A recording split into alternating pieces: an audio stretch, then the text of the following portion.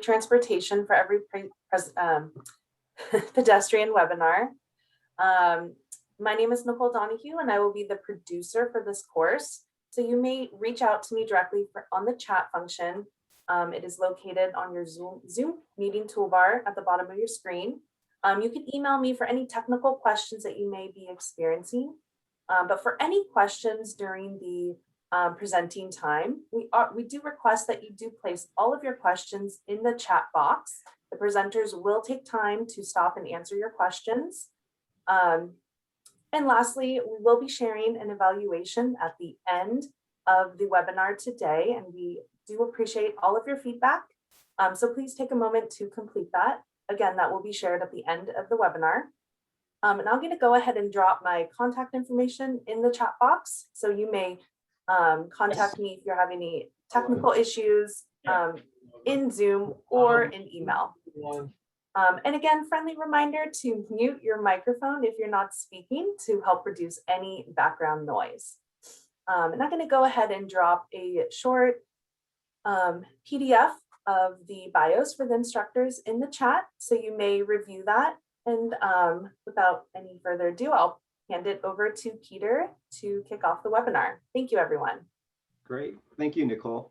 And yes, thank you, everyone, for allowing me to get back into California, at least virtually, that is. And it's been a few years since I've been there. I did a lot of live workshops, actually all across the state, back in 2004 to 2000 and probably 10 to 12. But so it's been a few years. I've been with Federal Highways for 12 years, and you're going to have my bio, but during that, or 23 years this month.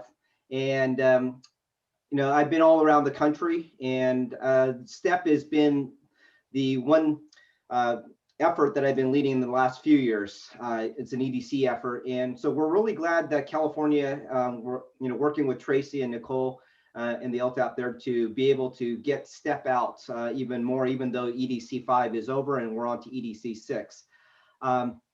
Because pedestrian safety, bicycle safety, the vulnerable road users, right? There's a lot of emphasis these last this last year, and I think it's going to continue to grow.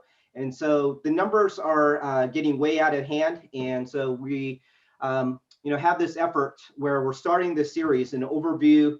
Today is the first overview of the STEP workshop, but then we're going to follow up with some more detailed types of sessions based upon what your interests are.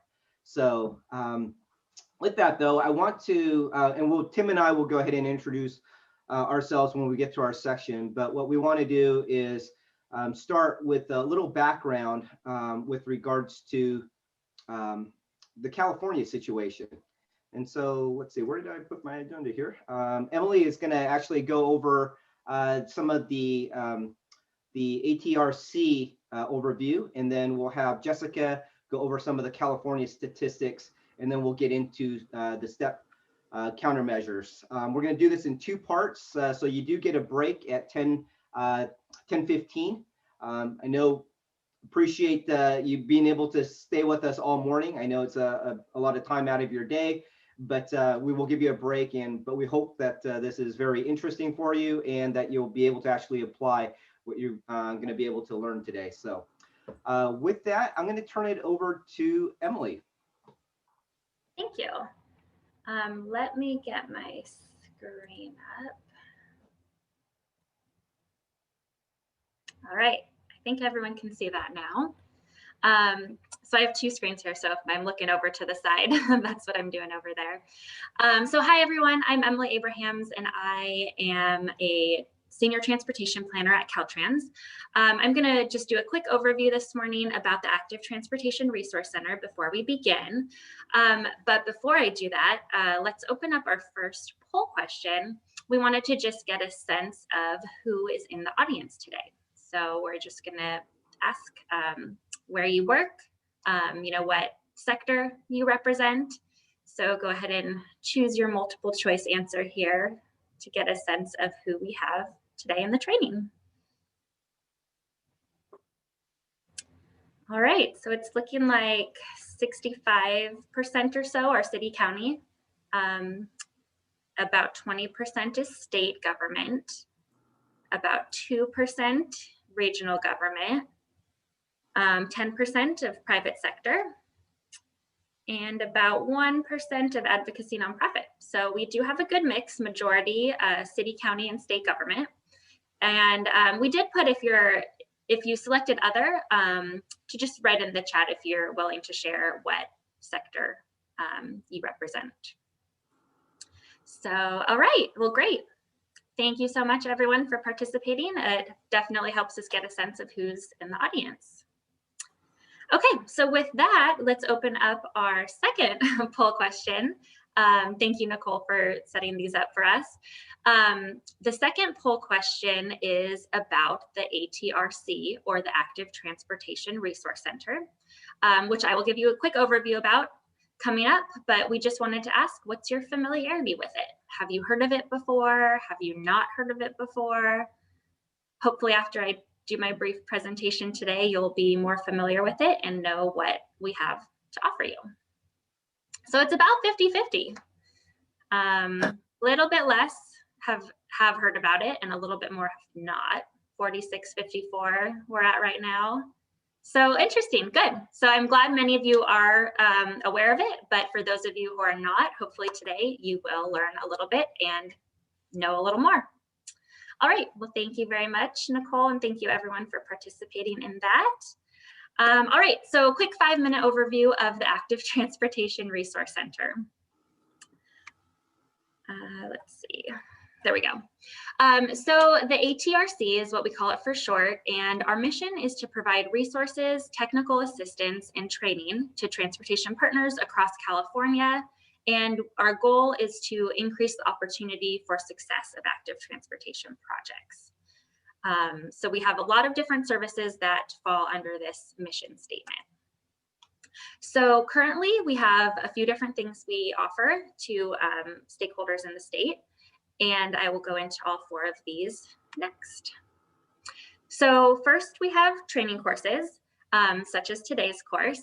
But I did want to bring up that we have some bicycle transportation introductory training courses to planning and design. So we do offer a live 1-day course. It's virtual now, and so we have one coming up at the end of May, and we also have one in November.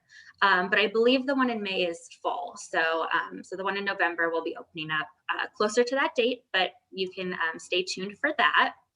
We also have a self-paced online course of bicycle transportation planning and design, and it's essentially the same course. It's just condensed, so just a little bit of a different way to deliver it. So that one is available at any time. It should take you about 2 hours to complete it, so definitely you know, take advantage of that if you can. It's on our website, which is listed at the bottom of the screen, so you can find out more about those courses and register on our website. The other training we offer is through the FHWA Resource Center. The ATRC partners with FHWA, and we work with them to offer training courses such as this one. So we have a list of different training courses offered on our website, and you can take a look at those, reach out to us, and we will try our best to coordinate with FHWA and our amazing instructors such as Peter and Tim today to get those delivered. So a lot of opportunities for training here. And we're very thankful and appreciative of FHWA for all they do to deliver the training along with us. Okay, so we also have webinars.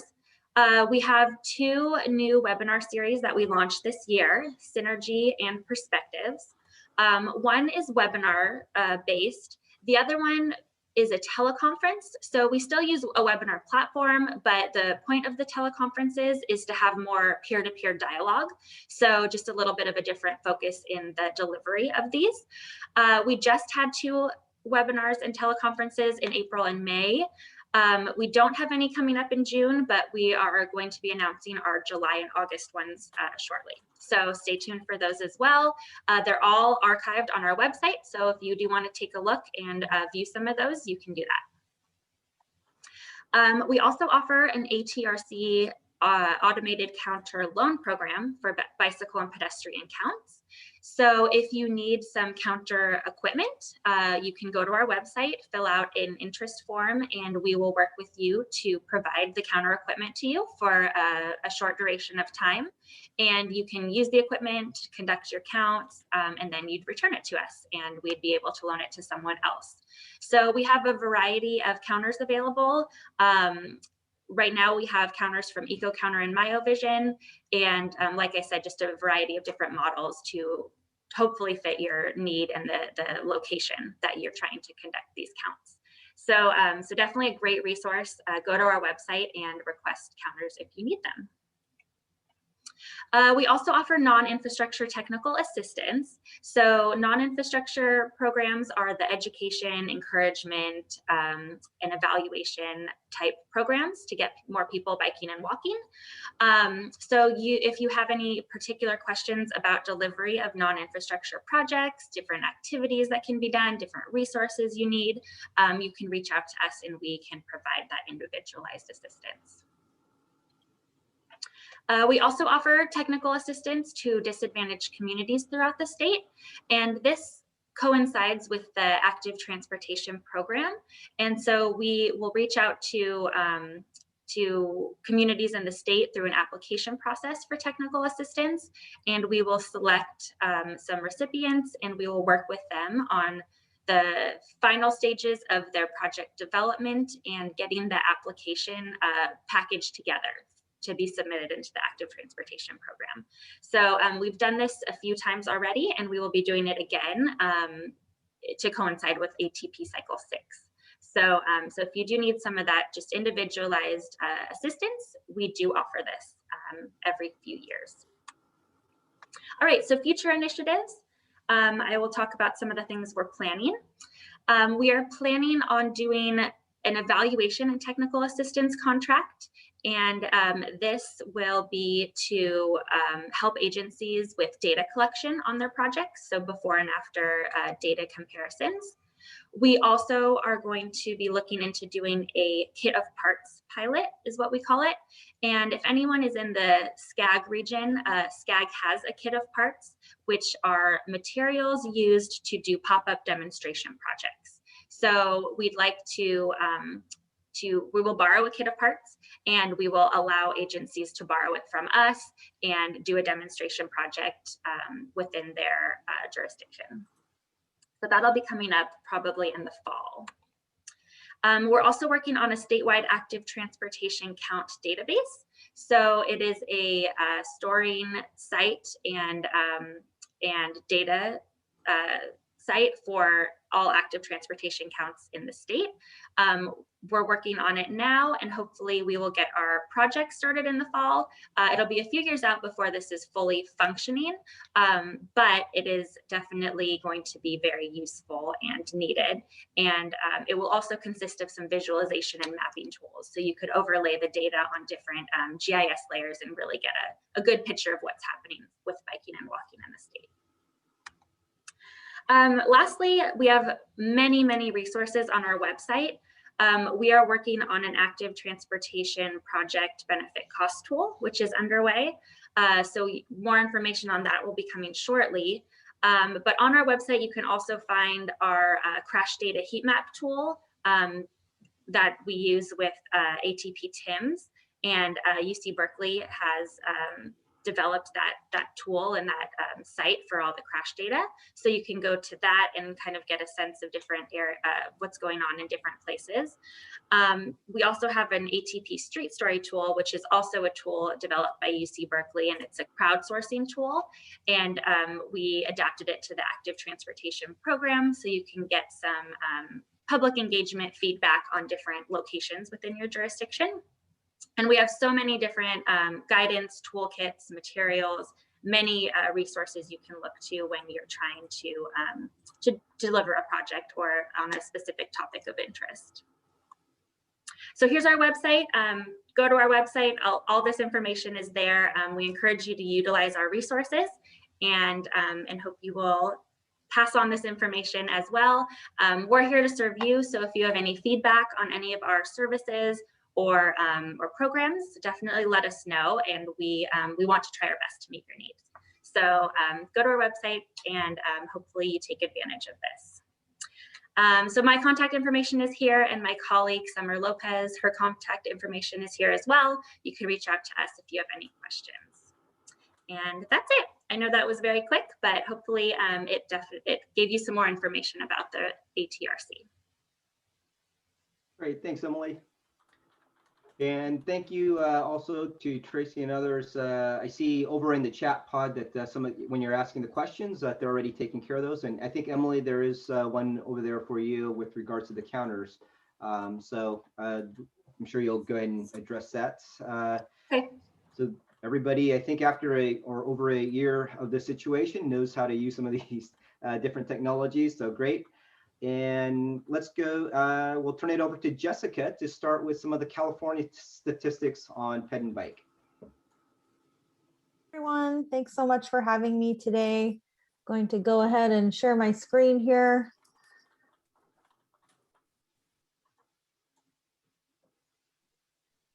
All right, and can you all see my presentation mode? Yes. Okay, good.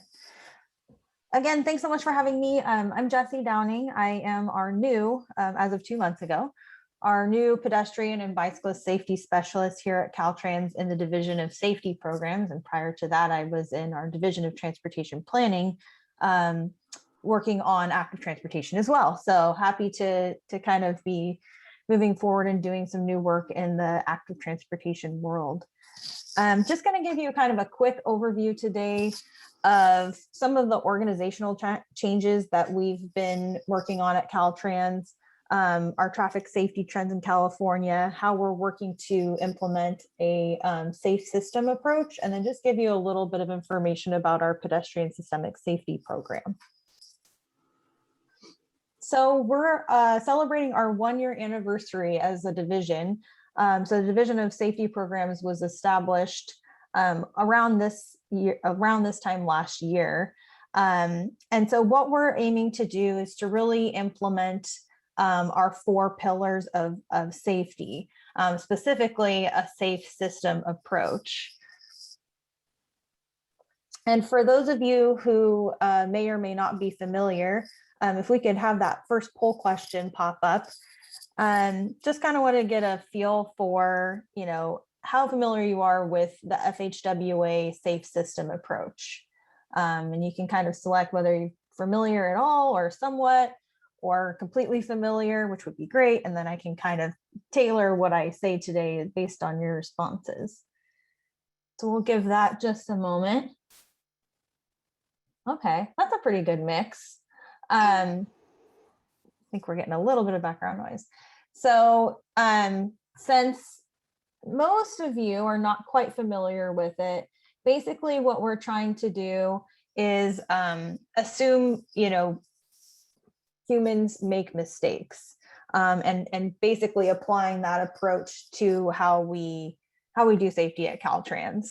And then you can see these other 4 pillars today. I'll focus mostly on implementing that safe system approach, but we also want to double down on what works. We'll talk about countermeasures, I believe, a bit today. Accelerate advanced technology, and then also integrating equity, which I'll touch on a bit in just a moment. So just to give you a real high level overview of some of the traffic safety trends in California, our numbers have been trending in the wrong direction for some time now. About every year, about 3,600 individuals die on California's transportation system.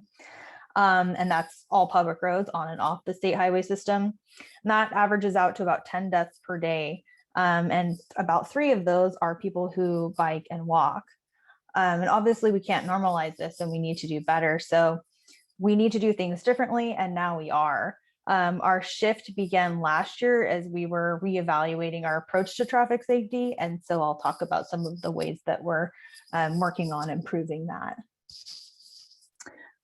Like I mentioned with equity, we're working to better understand populations that are impacted throughout the state by income, minority, age, and other variables.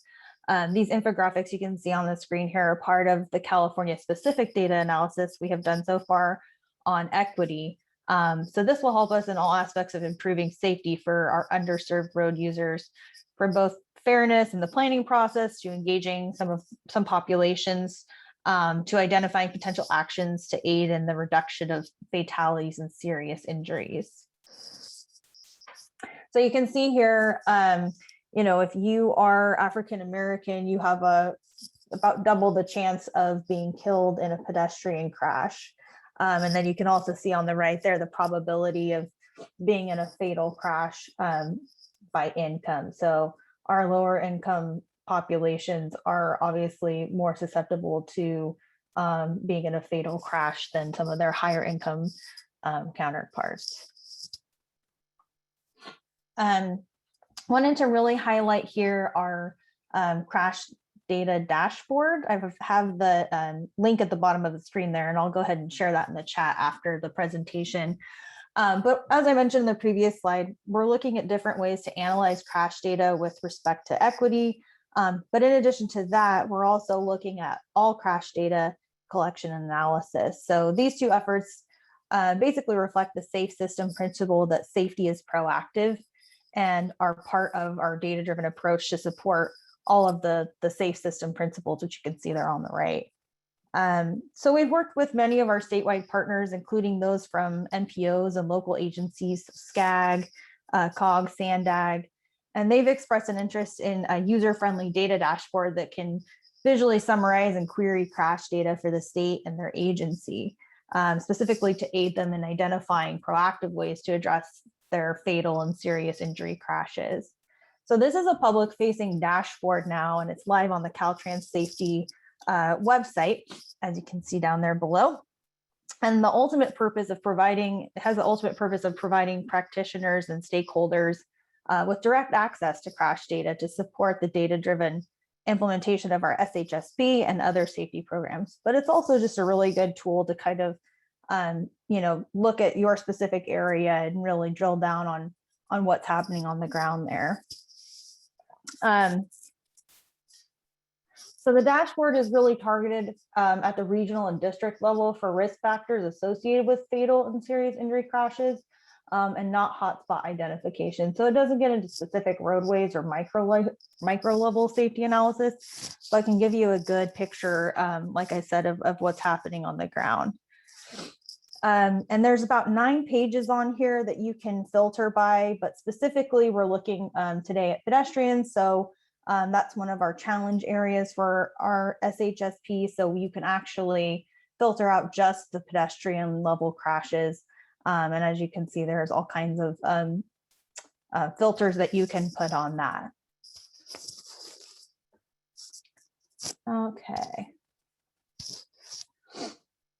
Also wanted to touch on our pedestrian systemic safety program.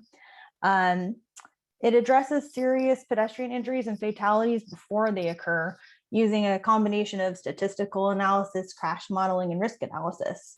I'll provide a high-level overview of how the process works, and then I can take some questions here at the end as well. So the program is part of the Highway Safety Improvement Program, and it's aligned with the safe system approach that I mentioned earlier.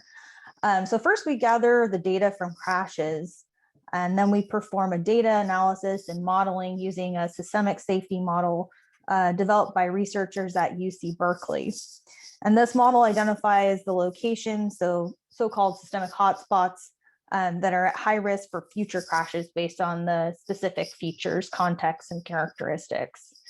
And most importantly, we are proactively identifying locations at high risk for future crashes based on this, not locations where crashes have already occurred. So this is our systemic program. So for instance, based on the post-crash data, if we notice that locations with a certain number of intersections have a high rate of pedestrian fatalities, we can then identify other similar locations where crashes haven't happened yet and develop solutions to prevent and mitigate those crashes from happening. And lastly, we have a step that involves prioritizing those locations. So once the systemic list was identified from crash patterns in each district, we applied a prioritization process to sort out those locations for more pressing interventions that's needed. So this included the collisions, but several other variables as well to prioritize for children, seniors, and equity concerns for some of these disadvantaged communities. But it's a really exciting final step here. And it's a refinement that we just added in the most recent version of the program. So not only do we have a proactive systemic program, not just a reactive hotspot program, but we also have prioritized locations using other factors. So the ability to prioritize those high-risk locations based on children, seniors, and equity concerns is really progressive and exciting. It allows us to really make informed decisions and invest our resources to really maximize those safety benefits. And this is currently in its second year. It was initiated in 2019. And the first year generated over 500 locations for investigations and improvements. So we're really proud of this program specifically. And like I said, I will drop that SHSP crash dashboard in the chat after the rest of the presentation. But I also wanted to get a little bit of a feel for how your agency is implementing a safe system approach or even a Vision Zero approach. So Nicole, if we could pull up that second question and get a quick read on the audience. See, okay, so is your agency implementing the safe system approach? We can go ahead and have this include Vision Zero a bit too. So Vision Zero is our goal, and then the safe system approach is kind of how we get there. Oh, great. I'm happy to see that there are some agencies that are already implementing a safe system approach. Some of you folks might be from Caltrans, so that still counts, I guess. Yeah, that's great. It's good to see that mix. I'm really pleased to see that. We'll give it another second. As they say, when you do it in California, the rest of the country follows, right? Yes.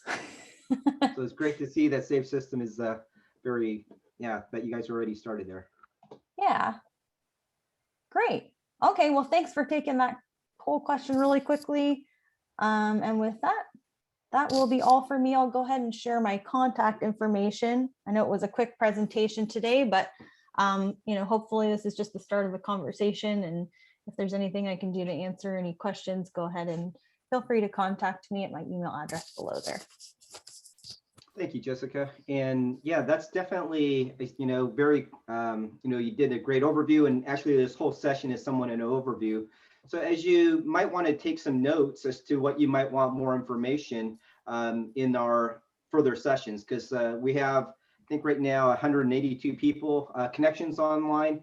And what we are planning to do is have some follow-up, some more specific sessions. And so if you want to know more about safe systems or systemic safety or different types of data analysis and different methods, those are the type of questions that we're gonna, at the end of the evaluation, you'll be able to answer or respond to, and then we can do a follow-up sessions with regards to more details on what's of most interest to you all.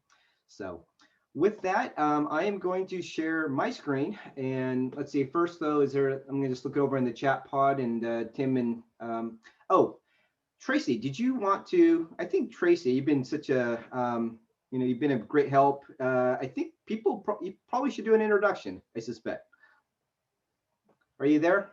Or did I put, let's see, you might be, and I guess as Tracy might turn on her camera, might do her, is Maria also from Federal Highways? I did notice some folks from Federal Highways online and from the division office. I was just thinking maybe they should introduce themselves as well, because really, Tim and I, we are with the Resource Center of Federal Highways, and we service the division offices. The division office is really your first point of contact.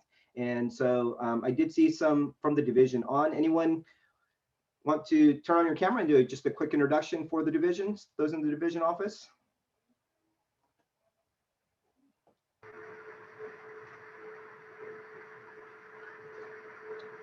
Oops.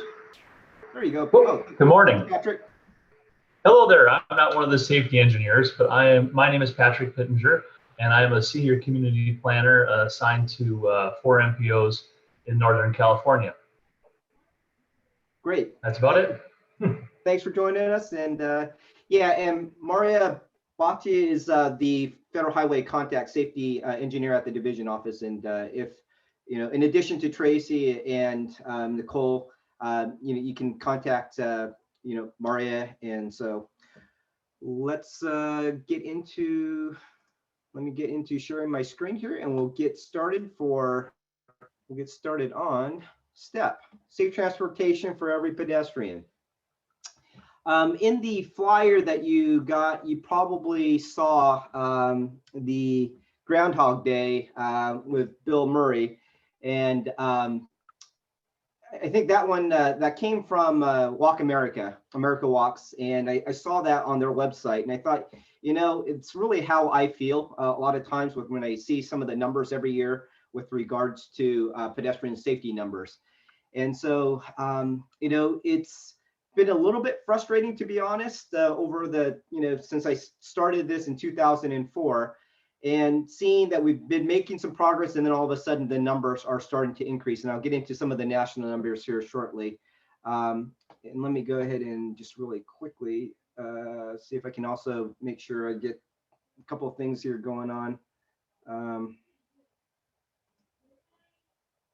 Okay, so with regards to, and you got our contact information here, you will get the presentations so that you can reach out to us at any time. But once again, Mario will be your primary contact. This is at the federal level, the US DOT Pedestrian Safety Action Plan. We've got the link at the bottom. You can take a look at that. But we just recently completed this, and the numbers show, as you see here, from 2010 up to 2019, the numbers are going in the wrong direction. And as far as fatal crashes for other modes, overall other modes outside of pedestrians, they only went up 9% between that 2010 and 2019 period, while pedestrians have gone up 44%. And so every year when this Dangerous by Design and other agencies do their reports, and we see these numbers so high, it's like, feel like Groundhog Day, and just waking up and it's like, what are we doing? That's why are we repeating this over and over? And they had a great little segment on their site with regards to having that feeling. And so but I'm really thankful. I'm encouraged. EDC has been great as far as STEP, Safe Transportation for Every Pedestrian, because it really has put more responsibility and accountability with regards to states that have adopted this and having hit certain measures and certain goals and targets. And so I think we're seeing progress with regards to this, but we still have a lot more to do. And that's why I thank you all for joining us here today, because we are trying to reach so many different agencies across California. And so we thought the best way to do this overview webinar, and then to do some more focused types of sessions with you all. So, but as far as pedestrian safety, the number of pedestrians that die on our roadways, the majority of them are dying when they're crossing the roadway. Some of you may be familiar with this. Walking along the road, sidewalks, that's important, but the majority of fatals as far as pedestrians occur when people are crossing the roadway, and 72% of those fatalities nationwide are at non-intersection locations, so mid-block type locations. About 27% of pedestrian fatalities occur at intersections, and of that 27%, 16 to 17% is at uncontrolled intersections, so no signals or stop signs. And so we sort of have a general idea of where the problems are, and this is what we've been focusing on the last 4 to 5 years. And actually prior to that, with the focus approach, which California has been a focus state for some time. But really with STEP, we're focusing in on the crossing locations, because that's where the fatals are happening. And so we said majority are happening at mid-block. We do have some at intersections, but you might want to think, why, what's the relative risk of crossing mid-block versus intersections? You might think about your own walking habits. This past year when you have been out walking, do you do a lot of crossing at mid-blocks, or do you typically go to the intersections? Sometimes we might not even think about it, but the majority of people, at times I suspect that there have been mid-block crossings, and oftentimes it's only because you have to look at traffic in one direction, and then you look at traffic in the other direction. You find those gaps, And especially when you have a two-way left turn lane here, you actually have somewhere where you can actually, stop. It'd be nice to have a pedestrian refuge island out there, but even without that, at least you have an area to stop and then look for those gaps from the left and then from the right, and then make it across. While if you go to an intersection, and we do sometimes, it seems like we encourage people to go to intersections, especially if it's signalized, and which is fine. There's a little more protection there, but signalized intersections aren't completely, 100% safe. They're safer in some sense, but you do have the conflict points from the left and the right, but then you also have your right turners and your left turners. And of the right turners and the left turners, those left turners are twice as problematic as the right turners. And if you're thinking about it as a driver, what are you looking for? You're looking for a gap with regards to making that left turn, especially if you have that permissive phase. You're not necessarily looking for pedestrians. And you're picking up speed. And sometimes these intersections can be quite large. I've been to California and they've got some pretty large intersections because of the number of lanes, right? So, but as far as there's more conflict points at an intersection, whether signalized or unsignalized. And so therefore, maybe more people are just crossing mid-block because they feel that it's a safer maneuver, but there isn't always mid-block crossings there. So that's what we'll be talking more about. And just to give you a little more, just to set the foundation for this, the reason a lot of this, the workshop started is because of a Zagier study. Back in 2005, it was called The Safety Effects of Marked versus Unmarked Crosswalks at Uncontrolled Locations. And this was a landmark study. It really taught us a lot about uncontrolled locations, both mid-block and at uncontrolled locations. Now, all of the locations, 2,000 locations across the country where they looked at, were under 40 miles per hour, okay? So the speeds 40 miles and under. They looked at 2-lane roads, and what they found was that whether you marked a crosswalk or whether you didn't, there was really no significant difference in the crash rate. But on multi-lane roads, the 3 or more lanes, if the ADT or annual daily traffic was under 12,000, there was really no significance in the crash rate if all you did was a marked crosswalk, okay? Whether you mark it or whether you didn't, just a crosswalk, really no significant difference if it was under 12,000 ADT on 3 or more lanes. However, over 12,000 ADT, even without a median, or over 15,000 ADT, even with the median, if all you did was a marked crosswalk, you could expect to see more crashes at those locations than if you didn't mark it. Now, I don't know how many of you have heard this study, or there's also what sort of debunked the study prior to this was called the HERM study, which talked about the false sense of security. And so this study, landmark being, it showed that with regards to pedestrian safety and fatalities, under 40 miles per hour, 2-lane roads, no significant difference in the crash rate, whether you mark it or whether you didn't. But on multi-lane roads, especially over 12,000 ADT or 15,000 ADT, with or without a median, if all you did was a marked crosswalk, you could expect to see more crashes at those locations than if you didn't.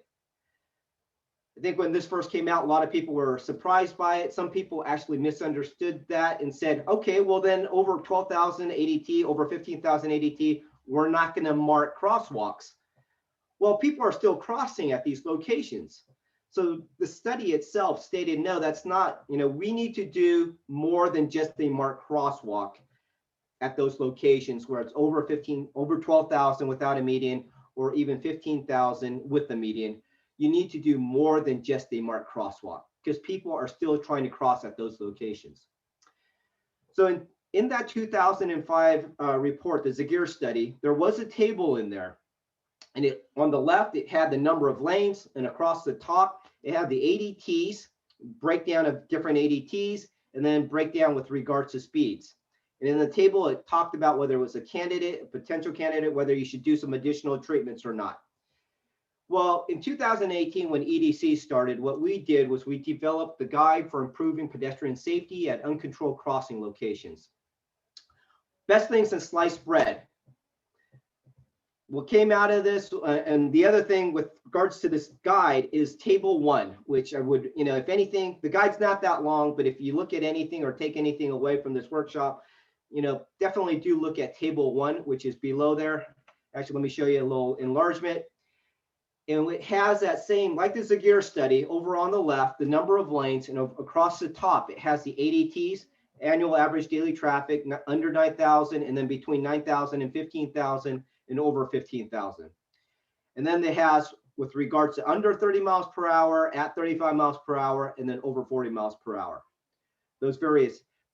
What we did was we recommended, now this is a guide, and so it's recommendations, but what we did was we took specific countermeasures, which we knew had really good crash reduction factors, and we put them in this guide to let you know which treatments would probably work best for you under the specific conditions. So there is what's called the pedestrian hybrid beacon. Tim will talk about more of that coming up this afternoon, or actually later in this morning. But it is a pretty expensive treatment, and it's overkill if you put it on a 2-lane road under 30 miles per hour with less than 9,000 ADT. And I have early on when the PHB first came out, we did see some of that. And so what this guide really helps you is making sure that the treatment is placed in the right conditions. And so I think it's one of the, like I said, it's one of the best things as far as, that's come out in a long time. It's really helped a lot of agencies because they've taken this guide and they've put it into their design process. And so when their engineers are designing, they're like able to guide them through which treatments work best and in combination and so forth. So we'll get into that. But with regards to the Zagier study, one of the reasons that they think that they're on multi-lane roads, we have this, what's called the multiple threat situation, okay? So you can see here, there's a bus that's stopped for the pedestrians, and that's not actually a bus stop. It's basically at a uncontrolled intersection. And you can see that the black vehicle there probably does not see the pedestrians, and they may be speeding along and thinking that maybe that's a transit stop. So there is a potential multi-threat situation here where that pedestrian will get hit. Okay. So when that first car A, it stops, it blocks that line of sight for car B. It's the multiple threat situation is probably a good reason. The faster you're going, the more problematic it can be. With regards to pedestrians, being a more vulnerable, because obviously they're not in a car in a protective shell there. When they get hit at 18 miles or 20 miles per hour, there's an 18% chance that they're not going to survive. However, at 40 miles per hour, 77% chance that they're going to be dead. Okay, and that 30 miles per hour, 50-50. But so at the higher the speed, higher percent chance that they're not going to survive. And with regards to the vehicles, you can see down there at the cone of vision, the slower you're going, the larger your cone of vision, where in your peripheral, you'll be able to, you just see, while the faster you're going, that cone of vision, you're really focused down the road as to where you're driving. And so that pedestrian at 40 miles per hour, even though you may want to stop for them, you might not be able to see them. And so speed is a huge issue with regards to not only pedestrian safety, but for cyclists and for motorists as well. But especially for pedestrians, it's a very big issue. Now here is and I think I forgot to do my volume share. So I'm gonna see, let's see. I'm just gonna stop real quick and then I've got to reshare it with the, I forgot to put the audio share sound, and we'll see if this comes out okay. If it doesn't, there is a link below. We'll put it into the chat pod and you can watch it again later. But this is a PSA from an Australia and it talks about speed. What you're about to see will change your mind about speeding. Two identical cars, one travelling at 60, the other at 65. A sudden change in the road ahead, and both drivers first react, and then, a moment later, they brake. And things start to get interesting. Down here, the difference is extraordinary. In the last 5 metres of braking, you wipe off half your speed. So this car is still doing 32 k's when it hits. This one also hits, but only at 5 k's. So no matter how good a driver you are, 5 k's difference up there makes 27 k's difference down here. Was everybody able to see that and hear it? Hopefully. Max, can you give me a thumbs up? I see you're the one person with the video. Thank you. Appreciate you having your video on too, because you can see that way if this is relating to you or not. So speed, very important. And here's another slide with regards to the fact that at 40 miles per hour, as far as reaction and braking distance, it's going to be a little over 300 feet to be able to come to that stop. And so at 30 miles per hour, 200, and 20, just 100. So you can see with regard to the pedestrian, imagine if that semi truck was a pedestrian, the difference between those two vehicles, just that. Oh, and I guess I should point out that was 60 kilometers per hour versus 65, because that's in metrics, while that converts to 37 and 40 in the US. Just a 3 mile per hour difference makes that huge impact. Okay, so that's something I think just keep in mind, because many of the step treatments, they're going to, it's going to be able to help with regards to maybe reducing that speed down, that 3 miles per hour. Okay. So just very quickly, with regards to pedestrian crossing laws, oftentimes we have a lot more with regard, there's more in the law, but I just wanted to pull out just 2 items. Pedestrians right of way in crosswalks. Some of you may be familiar with this. I suspect that many probably don't look up pedestrian crosswalk laws unless maybe you've been hit and you need an attorney. I notice a lot of attorneys do have these on their websites. But with regards to in the crosswalks, it says the driver of a vehicle shall yield the right of way to a pedestrian crossing the roadway with any marked crosswalk or within any unmarked crosswalk at an intersection, except as otherwise provided in this chapter. Okay, so that's sort of the key at item A. There is the key thing, is that drivers shall yield to pedestrians within a marked crosswalk, and here it says even a unmarked crosswalk, and we'll talk about what an unmarked crosswalk is shortly. Okay. It does say the section does not relieve a pedestrian from the duty of using due care for his or her safety. No pedestrian shall suddenly leave a curb or other place of safety and walk or run into the path of a vehicle that is so close as to constitute immediate hazard. No pedestrian may unnecessarily stop or delay traffic while in a marked or unmarked crosswalk.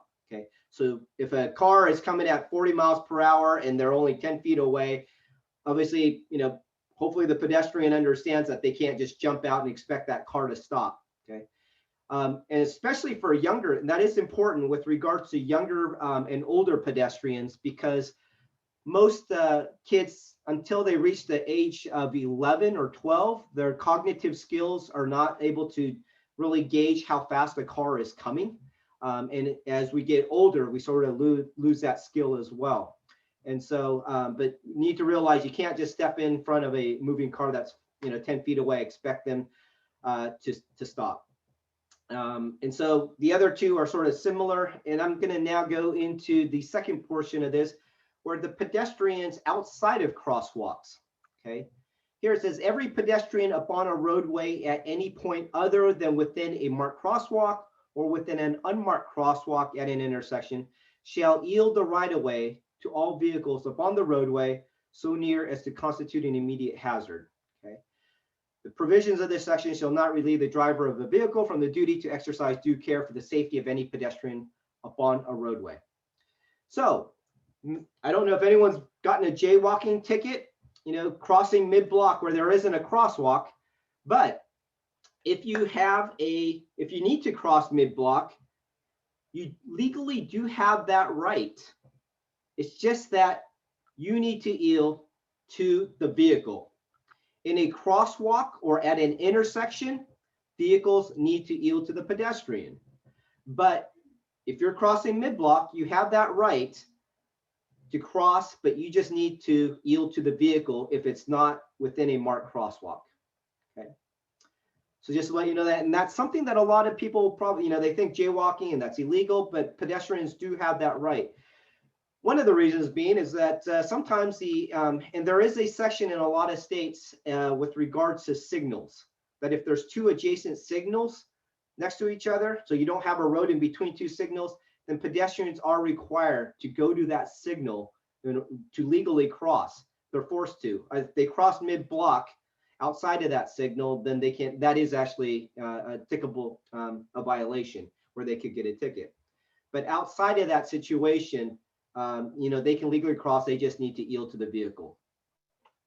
So here, those laws sometimes can be a little confusing, but you can see here at A, you have a marked crosswalk and it's at an intersection, and a pedestrian has the legal right to cross at A, at the crosswalk, or even on the other side where it's not even marked, because there is a unmarked crosswalk across that intersection.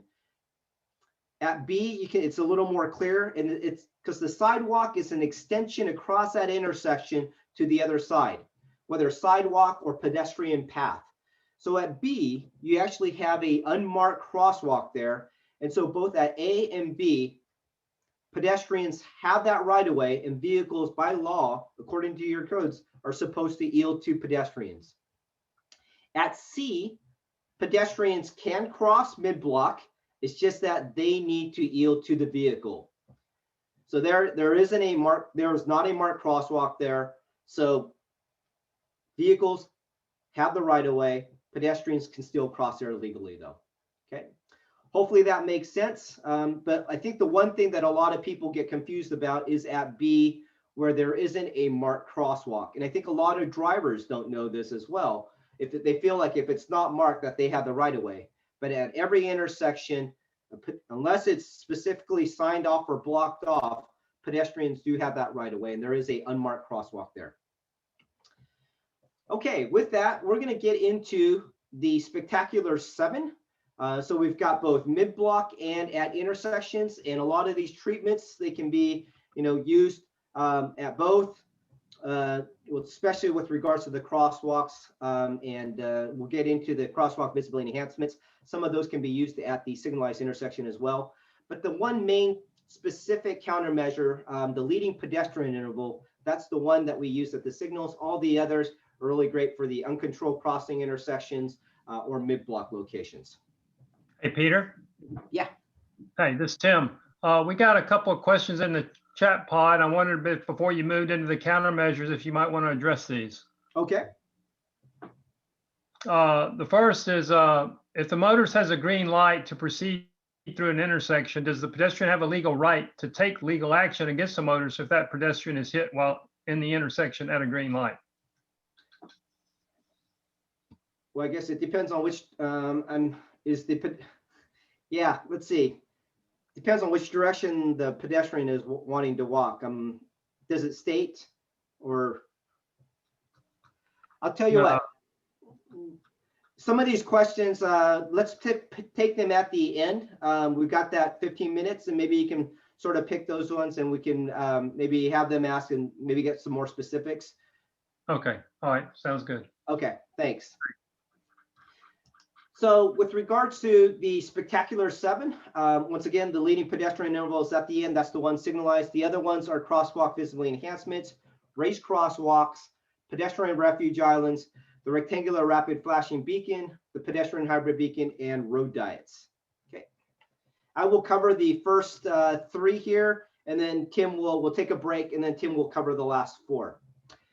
We have these great text sheets on our Federal Highway STEP website, and they're front and back. They have some great graphics. They have some great information, as well as the crash part. One of the information that they provide is the crash reduction factor. Here we have 23 to 48% because we have multiple treatments on this particular crosswalk visibility enhancements go into multiple. So we've got a range there.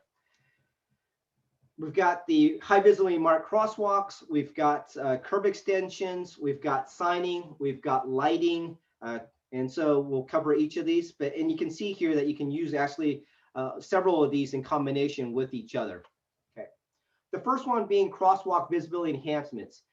To the pedestrian, which you see on the left, they can see that the two lateral lines, transverse lines. They know that there's a marked crosswalk there. On the top, you can see the higher visibility marked crosswalks. That's what the pedestrian would see. But with regards to the drivers, you can see that two transverse lines or parallel lines with the shadowing, there, it's hard to see that there's even a marked crosswalk. But over on the right, with the higher visibly marked crosswalks, you can detect that. A driver is going to be able to detect that a little further upstream. And so maybe they might anticipate a pedestrian. They might see the crosswalk, high visibility marked crosswalks, and say, hey, I might be expecting some pedestrians here, and they may slow down a little bit.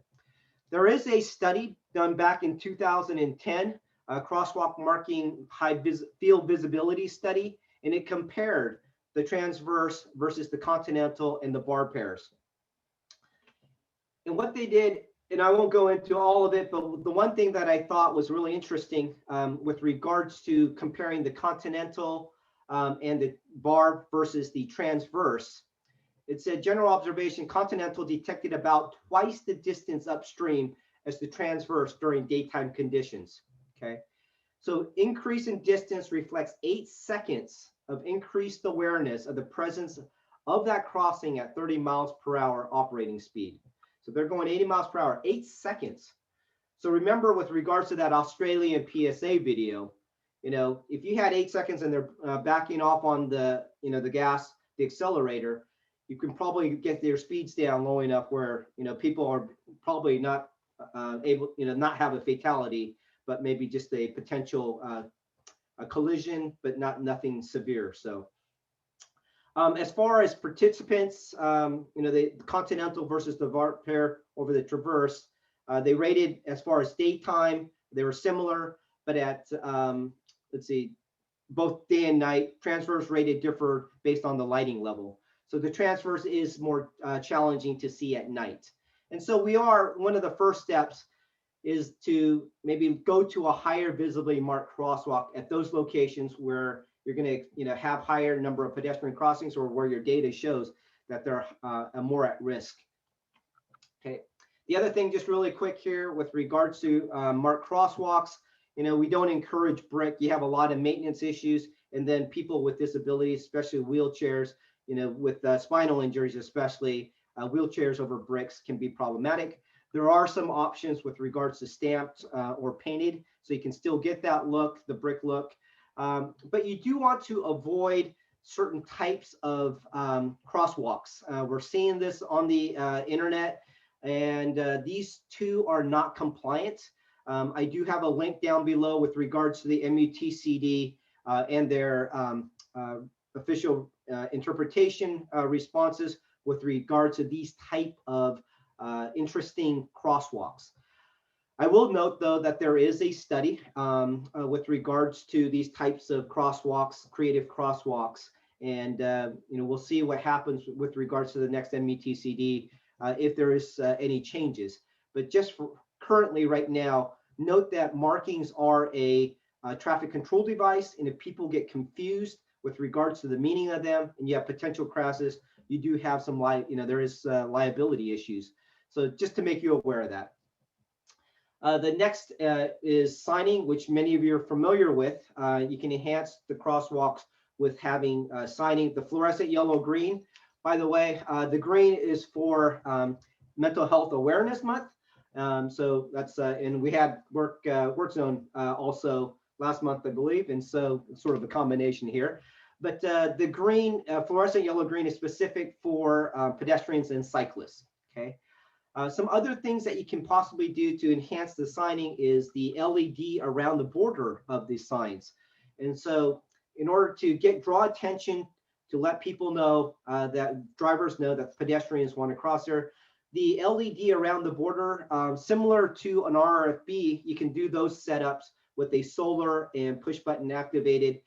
We don't have a crash reduction factor for this one particularly right now, but there is a pool fund study going on to get some of those numbers. And I think when the RFB was a lot more popular, but for a time there, the RFB was out of commission. A lot of people went to these LEDs.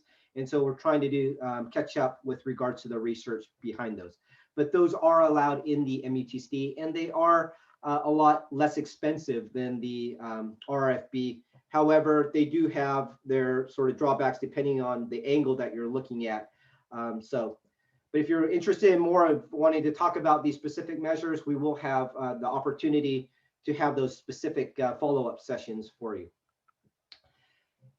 We talked about that multi-threat situation. That first car stops at the crosswalk. Car B further back blocks, car A blocks the pedestrian. A very low-cost treatment is to just do a advance. In California, since you are a yield state, you would do a yield line or yield bars and pull that back about 20 to 50 feet. Ideally 30 feet seems to be a sweet spot, but you have that range between 20 and 50 feet. And what that does is it allows that second vehicle, some opportunity to be able to see that pedestrian, even if they cross that advanced yield in the yield bar. Also gives the opportunity for the pedestrian to see if that driver is going to stop or not. And so just pulling that stop bar or yield bar back 20 to 50 feet. Now you do have the R15 sign here. You would use the yield here to pedestrian sign, which would go with those markings. Okay. So just a very low cost treatment, especially to help with that multi-threat situation. Here you can see a live image of that. And the other thing here is with regards to maybe putting double white lines, solid white lines, to help with regards to telling drivers that they shouldn't pass in that particular section up to the yield bars. The in-street pedestrian signs. Okay, these are something that you would maybe put in the lower speed limit category, but they are very effective. Works great if you're doing a campaign stating, with regards to pedestrian crosswalk enforcement, but also great around schools and different events, but reminding drivers that the state law is to yield to pedestrians. These can go here like on the median or on the double yellow line. And there is, with regards to specifics in the MUTCD as to where you can place them at this time. There is some research going on right now. The first one was done in Michigan. Florida is following up with regards to what's called the gateway treatment, and it's looking very favorable in the Florida study. And so it's basically putting a couple of these together on a lane line. On a roadway. So you'll hear more about the gateway treatments in the future, but until that research comes out, right now, Federal Highways isn't stating too much with regards to that at this point. But just to make you aware. Curb radii, intersection geometry, a lot of times if we can have tight, small radii, that's the best for pedestrians, because if you have really large radii, you have high speed vehicles, you do need to accommodate trucks. We do recognize that.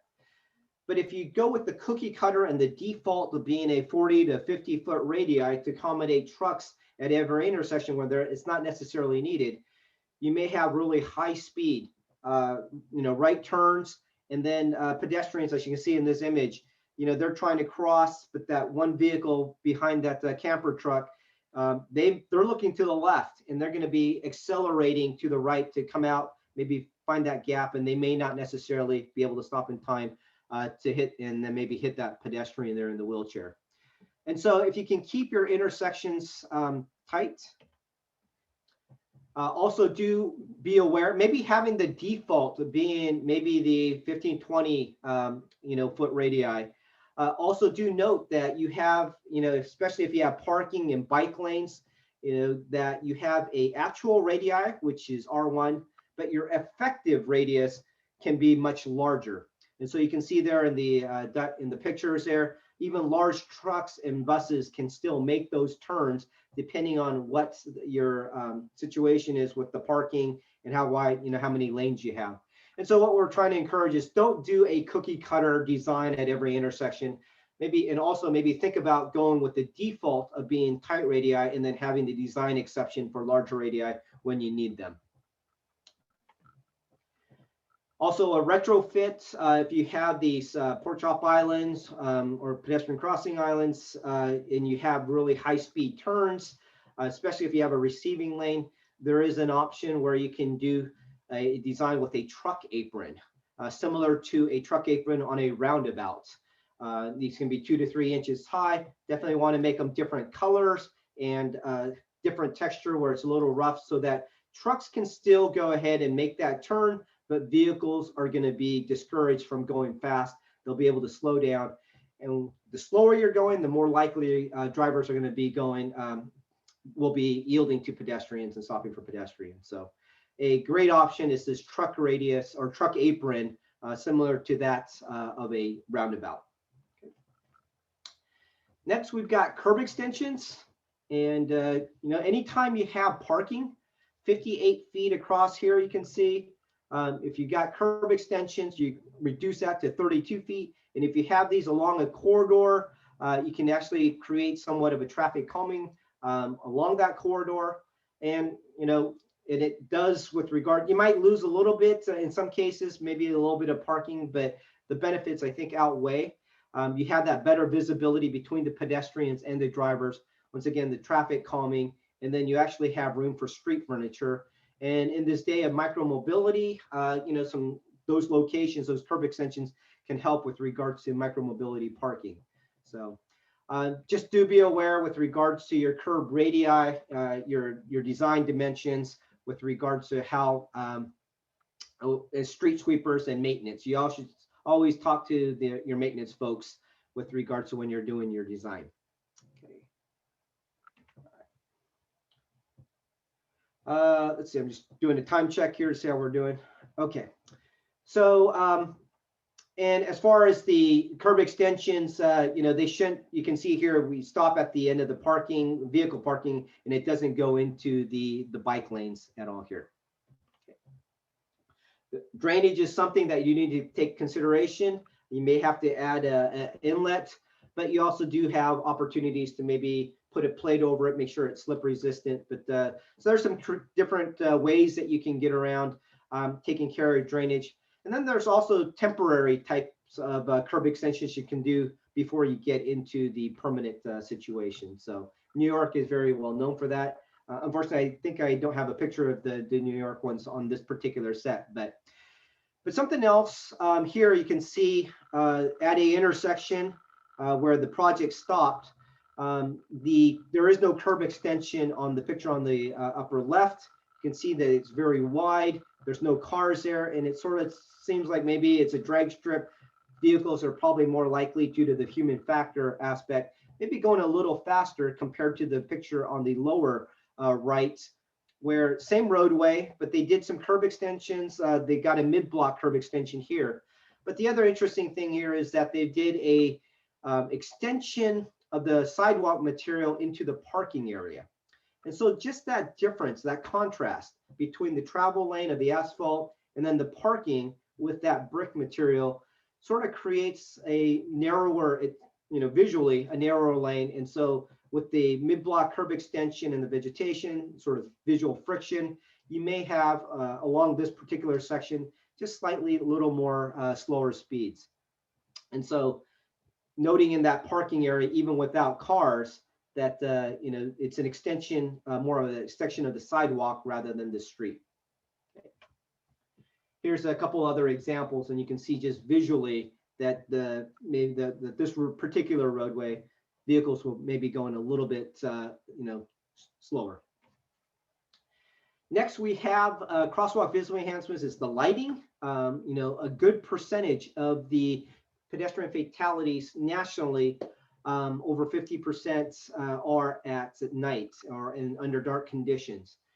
Crash reduction factor for lighting at intersections, 42 to 59%. And then I'll put a plug in for the crash modification factor clearinghouse, which you can get a lot of these crash reduction factors on. And Tim, maybe, I don't think I put the link on there. Maybe Tim, you can put the link in the chat pod with regards to the CMF clearinghouse. But lighting is a very complex issue. There is a report that we did back in 2008. It's called the Informational Report on Lighting Design for Mid-Block Crosswalks. And the main thing here with regards to crosswalks, it used to be that we placed it over the crosswalk. It's now recommended that you place it in front of the crosswalk to be able to get that level lighting of 20 lux, which would be measured at 5 feet above the pavement. And the reason being is that if you put it directly above the crosswalk or behind the crosswalk, you get that silhouette effect of that pedestrian, which you can see in that lower left-hand picture, versus if you put it in front of the pedestrian where they're crossing or the driver's coming, it's going to light up that pedestrian more. So that is probably the one recommendation out of the guide that you should be aware of. All right, with that was the crosswalk visibility enhancement. So quite a few that we had there. Multiple crosswalk enhancements that you can do in combination with each other. And so next we're going to go into raised crosswalks. Okay. Raised crosswalks, we have a text sheet for this as well, once again, on our EDC STEP website. And we have a crash reduction factor of 45%. I suspect in California that you probably have done, you've got raised crosswalks. You probably have speed bumps, but raised crosswalks are just wider, and you actually have the crosswalk extension across the roadway. And these are great because, the slower, once again, speed, going back to that Australian PSA video, if you can get speeds down to the vehicles, more likely that they're going to yield to the pedestrian. And if there is a potential crash, at least you may avoid a fatality. But in all of these treatments, we are not stating that you put all of these treatments at every location that pedestrians want to cross, at every intersection, whether controlled or uncontrolled, or every mid-block. Each treatment has sort of its, once again, its sweet spot. For the raised crosswalk, 2 or 3 lanes, most appropriate, speed limits under 30 miles per hour, ADTs below 9,000. Not that you can't go outside of these areas, but those are probably the roads that are most appropriate. And so once again, all of these treatments, we will sort of state sort of whether the sweet spots are. Now we do have the traffic calming e-primer, which has a lot of different traffic calming devices in there, and it talks about the raised crosswalks in there. The one image, the picture that they have on the lower right, which came out of Cambridge, Massachusetts, I really like, and I sort of like to tell this story because you can see here that it is at an intersection and they did an extension of their sidewalk across their intersection. And they actually have a policy with regard to doing this around the city. And so, at a lot of their intersections on the minor, I think mainly the minor road, vehicles are going to have to come to a stop anyways. And so why not have that raised crosswalk to give the emphasis that the pedestrians have the right of way, they're up a little higher, vehicles are going to slow down. Now, the one thing with regards to doing a raised crosswalk at an intersection, make sure, once again, with regards to drainage, okay? But yeah, if you ever been to Cambridge, Massachusetts, you'll see quite a few of these at their intersections because it's just a continuation of their sidewalk across that intersection. Now, some considerations with regards to these. They may not be appropriate if you have a bus route or emergency route. So you want to make sure when you're designing, placing these in, to talk to your different stakeholders, especially within your own agency. So I don't think you have, well, actually there are parts of California that do have snow. And so since we're statewide, that is something that, can be a consideration, even though Massachusetts gets a lot of snow, they know how to plow. But just make sure that people are, different agency members are comfortable with this and can, talk through them before you put them on different routes. You still need the truncated domes, ADA, for the visibly impaired. Once again, drainage is a consideration. And then some locations where it might not be appropriate is on curves or steep roadway grades. Okay. And then having too many, maybe in succession may be somewhat disruptive, but some places that might be, you know, the case that you need. But just to make sure that that is a consideration to appropriately space them, place them in under the different environments that you're considering. So once again, raised crosswalks, you do have the markings, you know, the drivers are going to be able to tell that there is a raised mark crosswalk so that you can slow down, but you do have the the lighting in front of the crosswalk. You can do the signing, whether it's the in-street or the pedestrian warning signs. So multiple things that can do in combination. Okay. All right. And with this, we'll go into the pedestrian refuge island. Okay. Now, the pedestrian refuge island has been around for a long time. Interesting thing is that I call it a oldie but a goodie, and I think it's probably been underutilized. And if many of you have walked, you know, you probably have taken advantage of the pedestrian refuge island and feel that it's a lot more comfortable to be waiting on an island versus a two-way left turn lane where you just have paint and cars are flying by. And so, you know, I think these have definitely been underutilized and we can definitely use more. Once again, they can be used in combination with the other treatments that we talked about, the crosswalk visibility enhancements. And a picture of the ladies on the double yellow line as traffic. I don't know how fast that traffic is going by, but that would not be a very comfortable situation. Would you not rather have a pedestrian refuge island out there? So some things with regards to pedestrian islands, when we have seen some design issues, just some warnings when you're putting them out there. I suspect that your agency has design drawings and standards and so forth. So won't go into great detail with regards to all that, but things that we do note that some mistakes regarding truncated domes. Okay, if it's less than 6 feet wide, you would not put truncated domes in your median islands like the picture on the lower right. The reason being is that truncated domes or detectable warning strips, you have 2 of them. And what they do is they tell the visually impaired person, you know, that there's a curb, they're going to step off into a curb and they're going to enter into a travel lane. And what they're looking for is those other truncated domes on the other side to say you finished your crossing. So the picture on the top right doesn't have the truncated domes. The pedestrian is going to clearly, visually impaired pedestrian is going to clearly go all the way across without stopping, and vehicles by law should be yielding to them. But the picture on the lower right says, oh, I've finished my crossing when they reach that very narrow median. However, have they finished their crossing? No. They've got like 4 or 5 more lanes to cross. And so if it's less than 6 feet wide, you would not put truncated domes because you do actually need a 2-foot gap in between truncated domes. So the truncated domes are 2 feet wide minimum.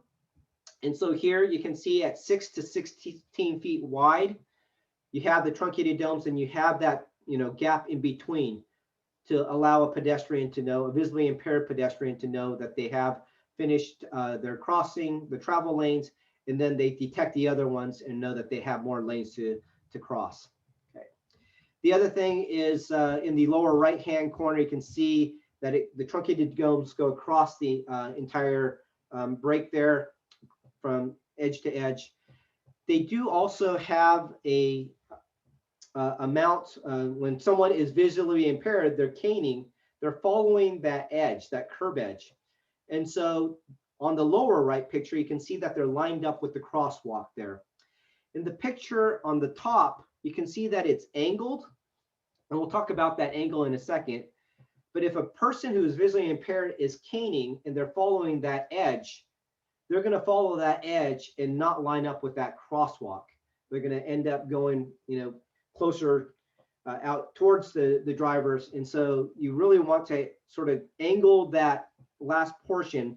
And there is no rule as far as a code that says that you have to, you know, how long that has to be. But most ADA people that I have talked to said at least, if you can get at least the width of the truncated dome, so 2 feet, that would be very helpful. but the longer you can get, the better. Also, you can see that there is that angle on both of these, and that helps with regards to pedestrians when they get out to the median, to turn and to look towards traffic. Okay, so just getting them aligned, and it does give a little more width with regards to storage, or if you're on a bicycle, it's a little wider. So that little bit of a jog, that angle helps, and has a couple of different benefits there. So the one on the lower right, good. The one on the top, just because of that angle and it didn't get them lined up, you want to avoid that. Okay. Something else, landscaping. Medians. A lot of times along a complete streets, we like them to look very nice. It plays aesthetically pleasing, good walkable experience for drivers. As you can see that top picture, a lot of vegetation. But you do want to make sure that that vegetation doesn't grow to the point where it's blocking the pedestrian. So ground cover, it's great, but having higher, growing bushes, we've seen a lot of those, you want to avoid. The other thing is that in Arizona, they do actually have a policy, and what they do is they avoid, they say 30 to 50 feet prior to the crosswalk, there's not going to be any vegetation.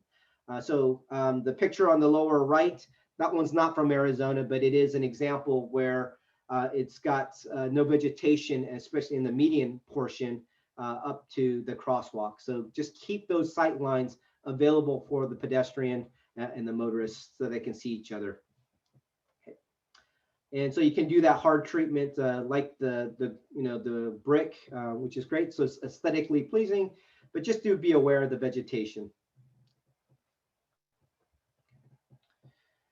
Next, we have continuous raised medians.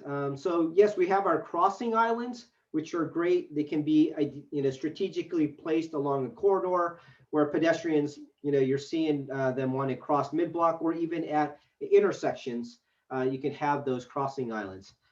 But sometimes, there are benefits to having access control especially along your higher speed roadways. We have an example here in Washington State, along State Route 99, where they had a two-way left turn lane, and even vehicles having to make turns across two lanes in each direction. There was a lot of crashes, but that multi-threat situation, whether for pedestrians or for vehicles, was problematic. And so what they did was access management and put a continuous raised median in that center. And what that allows, you may not necessarily have pedestrians,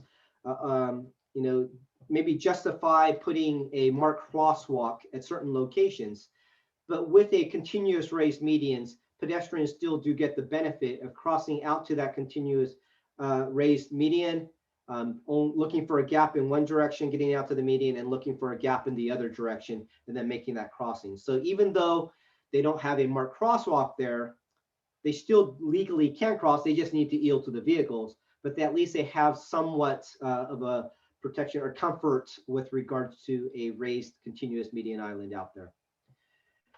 The only thing is that you want to, when you have a continuous raised median, you can do the 6-inch, raised median, or some cities along 99, they wanted to do some structures and trees and vegetation. You don't want to create a hazard for vehicles. Number one, as far as fatals, is roadway fatalities or roadway departure fatalities. And so we don't want to put some type of structure out there where a vehicle hits and ends up with a fatality. So Washington State actually has with the low profile barrier, and I've got the link to their design standards here. But what it was tested at 45 miles per hour. So vehicles, so you can still get your structures in there, like you see those sail, and then the trees, so that if a vehicle does make a error, that it is still survivable. Sort of going back to that safe systems, the same system approach. People are going to make mistakes, they're going to have crashes, but we want to avoid fatals and serious injuries. And so in this particular case, though, with a continuous raised area that it's raised 18 to 20 inches, you will need to do, if you're going to do median crossings for pedestrians, marked crosswalks for crossings, you will need to have some cutouts for those crossings. Okay. All right. Well, Tim, I think I got through that a little quicker than I was anticipating. So we've sort of got a good basis for how quick some of these things go. But seems like I don't know how many questions you got in the chat pod. So we can go ahead and we were going to take a break at 10:15. So why don't we take a few questions here and then take a break. And then if there's any additional questions, we can take those and then you can get into the second portion. So with that, let me stop I'll stop sharing my screen. All right. I'm going to send those to you. Maybe that would be the best way to work those. That way you get a little heads up on them. Oh, I can see them in the chat. Okay. I just tried to organize them for you and send them to you in an email. Okay. The other thing is that if people, or were there any particular ones that you thought we can ask, or maybe, actually, let's do this first, just because I do know that was a lot of talking head this morning. And so if anybody wants to turn on their video, or I guess you don't have to turn on your video, it'd be nice. But if you want to ask a question audibly over the phone, then we can go ahead and take those first. And Tim, maybe we can take a look at some of the chat pod questions and we can cover those as well if we don't get anything over the audible. All right. Why don't we give an opportunity for people to speak up, and then if we don't get any, we can go to those questions. Yep. All right, who's going to kick us off?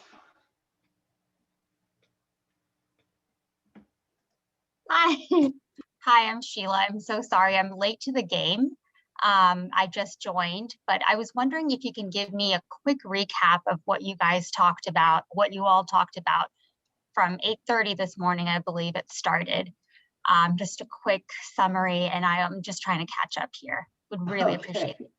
Well, actually, this is being recorded, so you can go ahead and I'm sure that they'll, Nicole or Tracy, I don't know if you want to, how that's all going to work, but yeah, we just, we had a little bit of the information with regards to the active transportation, ATRC, get that exactly all the, I don't want to mispronounce the acronym, but then we had some of the California statistics, and then we went into the first half of the step treatments.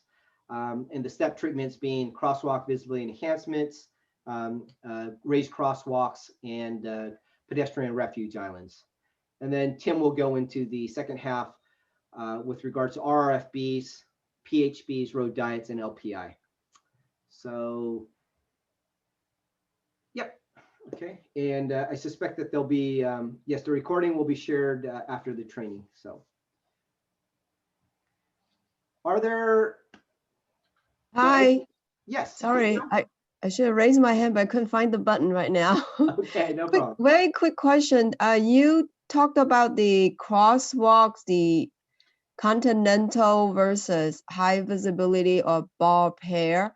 Can you clarify what bar pair is? I think that's the first time I heard of it. Thank you. Yes. Great. Thank you for that. And so I did go, let me just go ahead and share my screen again. And I'll go back to that one. So the continental and the high visibility marked crosswalk is just sort of the general big overall category.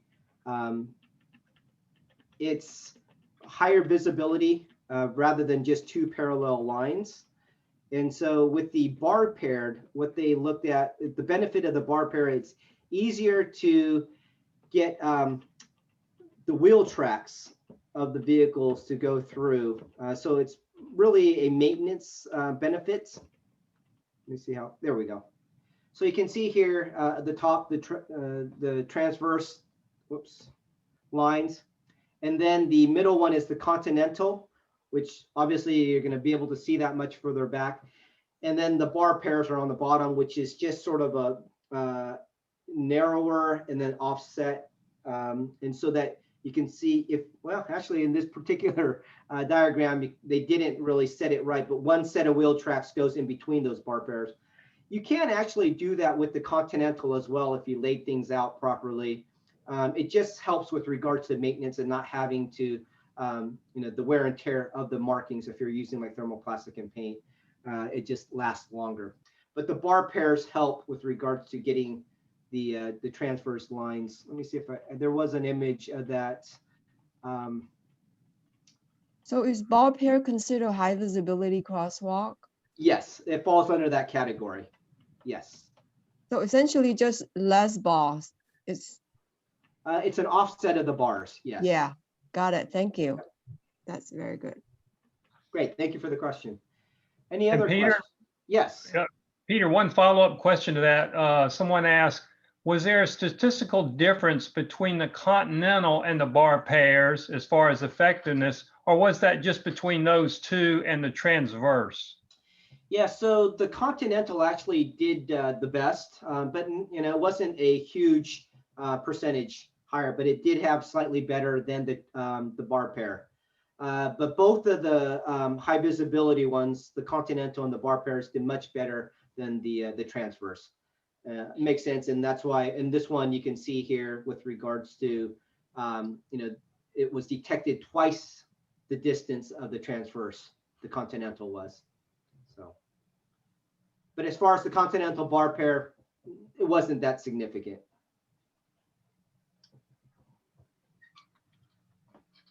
Great. Any others? This is my name is Darren. I'm from Ventura County. Two questions. One is there enhanced safety for using Continental with the transverse? I think it's called the ladder style versus just Continental by itself.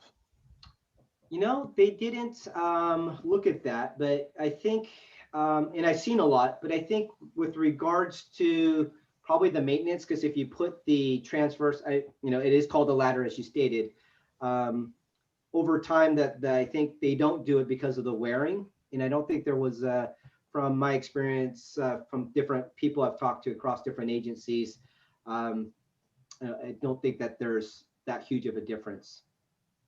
Okay.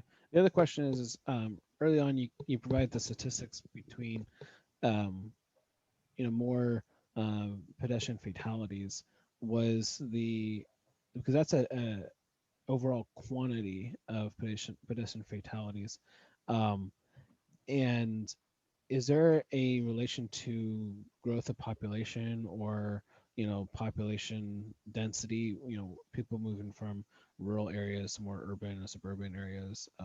Was that kind of analysis was that kind of in-depth analysis done to kind of make the numbers more similar? I mean, because if you a population of 100,000 people versus 200,000 people, you're going to see more fatalities. Right, the whole exposure. Yeah, and that is something that Federal Highways, we are looking into. It's sort of more challenging with regards to exposure. There is some research going on with regards to that, but at this point, we don't have a great grasp on that, the exposure. The urban areas in this particular report, the USDOT Pedestrian Safety Action Plan, it does sort of break down between urban and rural, but it does not break it down by pedestrian miles walked or anything like that. It is by population, 100,000 100,000.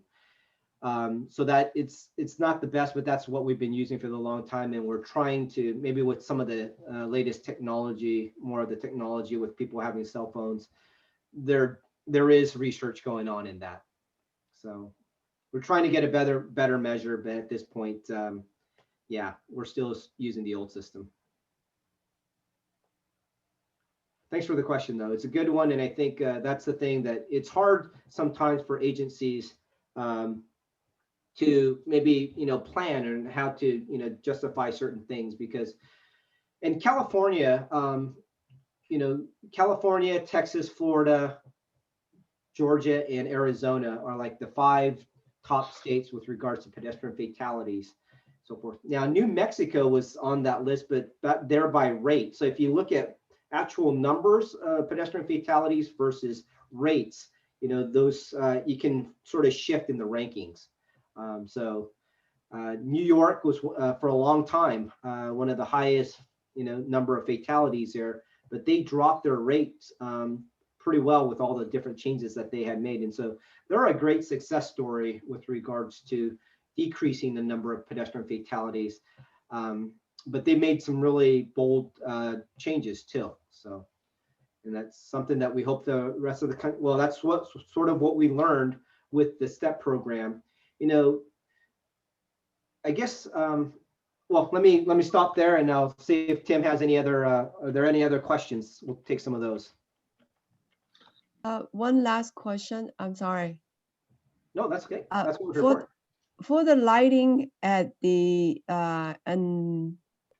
in the mid-block cross sections, I mean a crosswalk, are those the picture that you showed earlier has one light on either side of the roadway or the crosswalk? Is that a standard required by MUTCD or just lighting standard?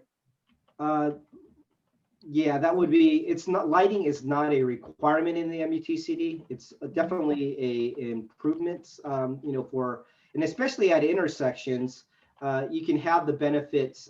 Yeah, that was it. That's yeah. a picture, sorry. At intersections, you can have the benefits for vehicles as well, because so in addition to the pedestrians, intersection lighting has a win-win for other users like the drivers. But at mid-block crossings, you know, unless that would be by state, whether your design standards state that you at every crosswalk, and that is something that, you know, we would encourage agencies to adopt, is that if you're putting a mid-block crosswalk in, you know, under certain conditions, please put in lighting. But if you can't put in lighting, then, you know, because maybe you're in a rural area, we are mainly talking about urban situations, but in rural areas, these do also take effect. Maybe having some other types of, like the RFB, which Tim will talk about, to let drivers know that they can expect pedestrians at these crosswalks, especially under darker conditions. So we realize that lighting is can be somewhat problematic in different, as far as traveling across the country. Some agencies, they, you know, have to, they install the lights, but then different agency has to, you know, pay for the power, and there's a lot of different types of different setups people have, and so it is somewhat complicated. But but just thinking about the fact that if you have a mid-block crosswalk, especially in darker conditions, if drivers don't know that they're there, you know, that crosswalk doesn't do much good. So, okay, hopefully that answered your question. Yes, thank you. Okay, great. And Peter, I've got a couple here from the chat pod, but this may be a couple of questions we might want to defer to the second round and the next time we do the webinar, more in-depth look. But they focus on what are the safety considerations for locating a mid-block crosswalk, and then the other, of course, $6 million question is, what requirements are there about when a crosswalk should and should not be marked? Great. So yeah, that's a great question, and that is something. I guess the simple answer is to where you should mark a crosswalk is origin destination. Really, you know, if you're looking at pedestrian maybe crash data, but also looking at pedestrians where people are wanting to walk, the land use. You know, we do know. You know, a lot of agencies now know that along transit corridors, if you have a transit stop, especially a mid-block transit stop, you typically have a mid-block transit stop on the other side. And so, you know, and especially if these are on 4-lane high-speed roadways, you know, you should really be thinking about doing something to safely get those pedestrians across the roadway, because a person who gets off a bus at one location in the morning, they're going to have to, you know, cross at some time during that day to get to the other side. And so, but really it's, you know, looking at your land use and origin destination. A lot of times we see at hotels with restaurants on the other side, you know, food is often a destination for, you know, along certain types of stretches. And so having to look at that and seeing, you know, where those lines, those desire lines are. And that's the thing is, the desire lines would be great to put, but sometimes, you know, you may have other like driveways or turning vehicles. And so you don't want to get too far away from the desire line, the marked crosswalk location, because then people won't use it. And that is, I think, a problem that maybe in the past agencies have done is the engineers think, okay, this is where they should cross. We figured out this is the best place for them, but pedestrians don't necessarily cross there. And so really needing, and that's where I think a lot of the public involvement sometimes comes into play with different agencies where they've actually had community members talk to them about the situation and where people are walking and where they would most likely cross. But it is really starts with the origin and destination. And what was the second part of the question? Sorry, Tim. Well, just the safety considerations for locating a mid-block crosswalk. Okay. Yeah. You know, with regards to maybe sight distance around curves and so forth, not that you can't do something like that, because as you're going to get into in the next section, maybe having some advanced beacons. But yeah, if, you know, what we're trying to do is make it safer for pedestrians. I don't think we can ever make anything completely safe. Unless it's even complete, you know, you may have complete separation, but even like overpasses and underpasses have their issues as well. You know, we think traffic signals, you know, are safe, but they're not, they're safer. And so I think with regards to the main thing is the speed. You know, we do need to have a change in the shift, and it's happening across the country, realizing that pedestrians are more vulnerable road users. When they get hit at higher speeds, there is going to be that fatal. And as Jessica mentioned, with regards to safe systems, you know, we are not going to avoid pedestrian crashes altogether. And that's not what our goal is at federal highways. What we're trying to do is avoid the fatals and the serious injuries, and that we can do. But it is going to take you know, probably some serious change in culture with regards to speeds and the way that we design our roadways. So and I'm having a hard time bringing up the chat, Tim. So Yeah, that's pretty much it in terms of what I've seen. Just, you know, some general comments and but that's pretty much it, Peter, as far as, unless I've missed something from earlier. okay, well, I'll tell you what, we're at 10:13, so just a couple minutes before our break. I'll go ahead and take a look at some of the chat pod questions as well. Let me stop my share, and then we'll go ahead and get into the second portion of things. I think so. Let's see. Let me get the agenda here. We're at 10:15 to 10:30, and we'll, if there are additional questions at 10:30 or maybe during the break, if you think of some, and I'll take a look at it. We do have that 15 minutes. If not, we'll just go into the next section. Okay.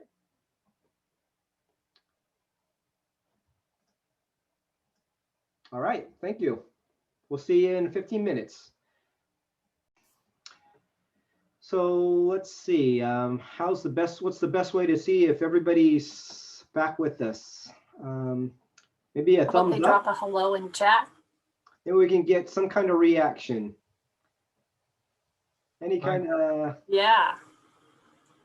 Oh, we got a thumbs up. Oh, we got some celebrations. Thank you, Eric. Max, thank you for the thumbs up. All right. Interesting. There's no thumbs down in the thing, so which probably is better for. Not an option. Not an option. My emotional. Okay, we got a lot of people back. Great. So thank you for getting back on time, and we are some great. Appreciate all the comments in the chat session. You guys are educating us on some things. Such as the ADA requirements. You know, we have the national, not completely signed off yet, PROAG, still going through the process. But somebody wrote in there that Caltrans has adopted the public right-of-way accessibility guidelines, PROAG, for improvements. Does that mean that everybody's required to use PROAG? Since they said it adopted, is that it's a guideline, but are they adopting it as official? Maybe if somebody wants to, somebody knows in California, can talk a little more to that possibly. Yeah, we have a number of Caltrans individuals on. Kathy Lee, are you still on?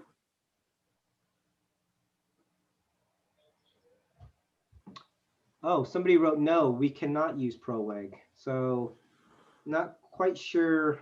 Maybe there's Yeah, I'm here, it's Tracy. Kathy, can you answer that question at all? What's the question again? I'm sorry, can you repeat that? There's some, I guess there's some differences of thought with regards to PROAG. If Caltrans has adopted it, if it's required to be used, or if some are saying that they cannot use it. So is that state versus local agency type of thing, or? We leave that discretion to our local agency. They have an option to adopt other ADA standard. We do have the DIB. I think somebody mentioned that earlier. So we have a couple, the local agency do have an option to either adopt any of the available federal standards, such as the PROAG, AGDAC, UFSA, or whatever provide the graded access. Okay. So it's not like required because we adopted a guidance. We give the local agency options on what ADA standard they want to adopt.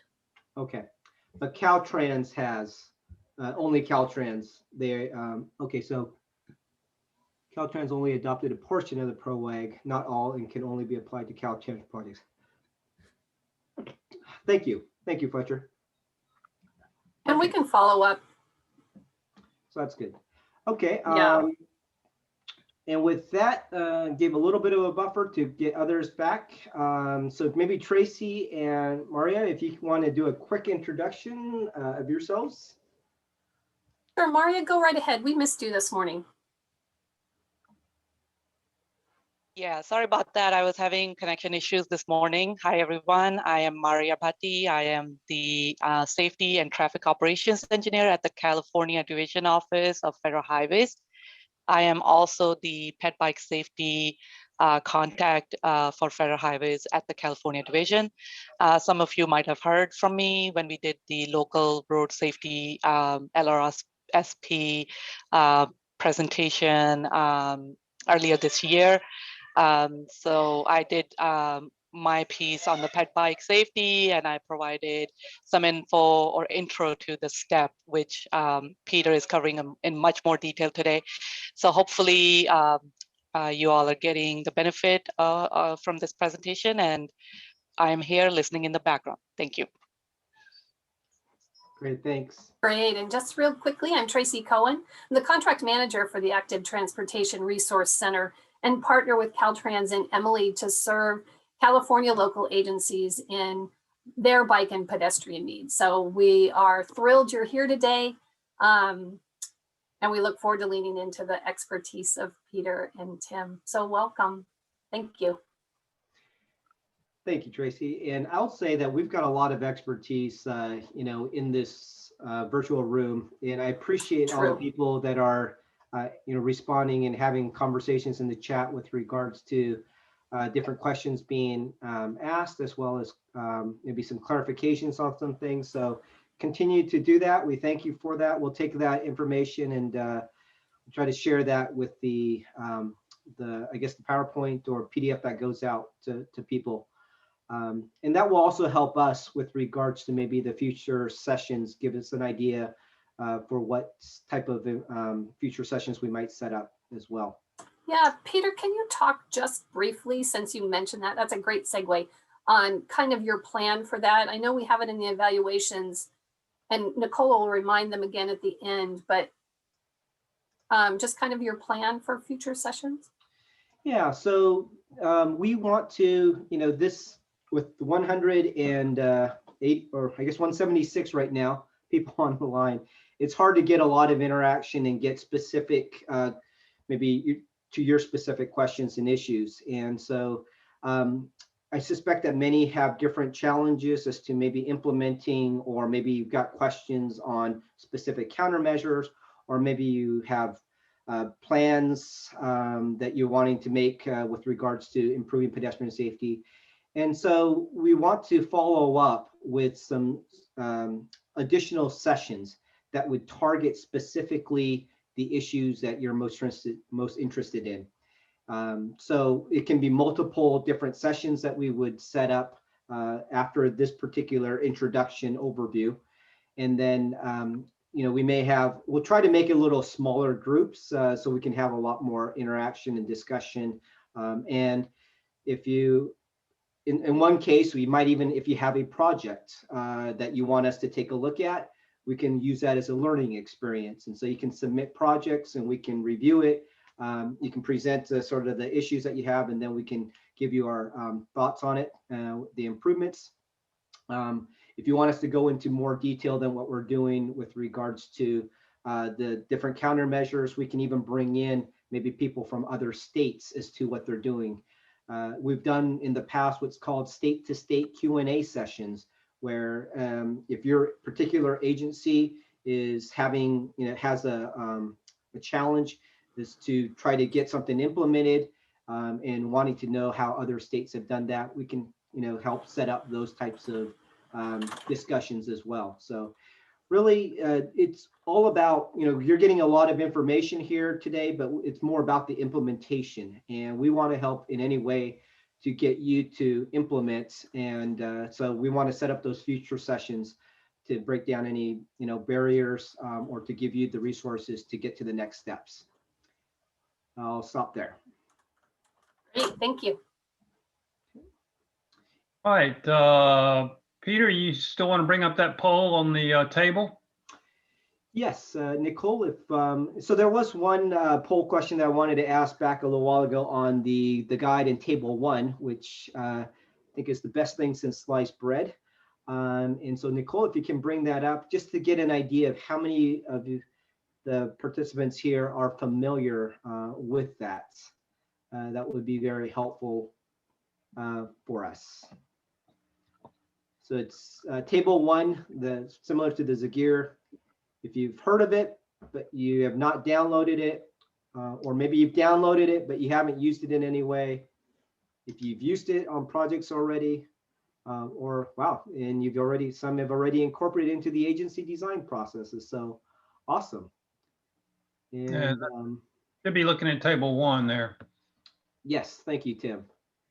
And wow, we still have 68% of you so far have not have heard of it, or no, you heard of it, but you haven't downloaded it yet. So we would really encourage you to do that. And maybe I should have put a question in there that says never heard of it, but so we still have a little bit of ways, because that is something that I think a lot of agencies, just taking that table and utilizing it can have some really good effects.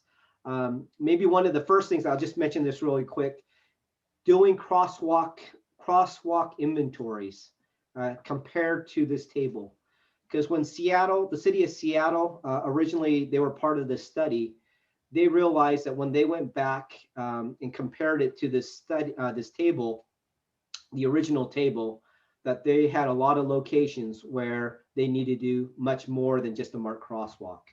And so doing a crosswalk inventory and making it comply with this table, or some nature of this, something similar to this table, and it can be modified to your agency, can have long-term benefits. So that's a very quick thing that you can do to get some benefits. So I'll just stop there. And Tim, let's see. Yeah, I'll go ahead and turn it over to you, and I will try to address some of the questions in the chat pod as you're presenting.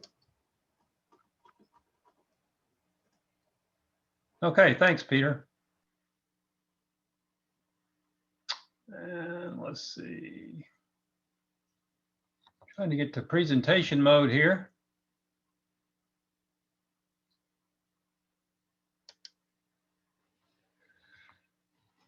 All right. All right, so we covered the first three of the Spectacular 7. Peter went over those: crosswalk visibility enhancements, raised crosswalks, and pedestrian refuge islands. We're now going to turn focus a little bit toward some of the technology, I guess, if you will, and of course some broader of the Spectacular 7 countermeasures. And that's one thing to keep in mind. These 7 countermeasures range in complexity and cost and in technology. Some are kind of quick fixes, can be employed short-term notice by local forces, your own municipal forces, state forces, whatever the case may be. Some are going to take a little bit longer and may need some, designs, or may have on-call services contracts with consultants where you're going to do designs and going to take a little bit longer maybe to implement. So just keep that in mind as we go through these Spectacular 7. So the fourth of the 7 we want to cover is the RFB. And we're loaded with acronyms here on these last 4. So you guys are going to have to come up one for me on road dots and when we get to that one. So RFB are rectangular rapid flashing beacons. Rectangular rapid flashing beacons first came out as an interim approval, and it was 1A11. MUTCD Office of Operations, MUTCD team handles the approval of various traffic control devices on an interim basis. If you do not know, an interim approval is one way to incorporate new technologies, new devices into the manual prior to and in between the notice of proposed amendment. So as most of you know, if you've been in this profession very long, MUTCD is not updated overnight. Typically, they're on about an 8 or 10 year cycle for updating the MUTCD. So certainly there are a lot of things that are going to change in that time frame, each decade. So the interim approval is just one way to incorporate new technologies and new devices into the MUTCD. So with the notice of proposed amendments that went out on December 14th of 2020, this was included as part of the new manual. So it's pretty much a foregone conclusion that once something is designated as an interim approval, chances are pretty high it's going to make its way into the next edition of the manual. So the initial interim approval was withdrawn several years ago due to litigation about copyrights and patents that may be on the particular. Hey, Kim. Yeah. We're getting a lot of comments that the resolution of the slide is really low. Yeah. And so I don't know if that's something on your end with the speed. So let me go ahead and share my screen. Okay. That's fine. And people can let me know if it's any better. Hold on one second.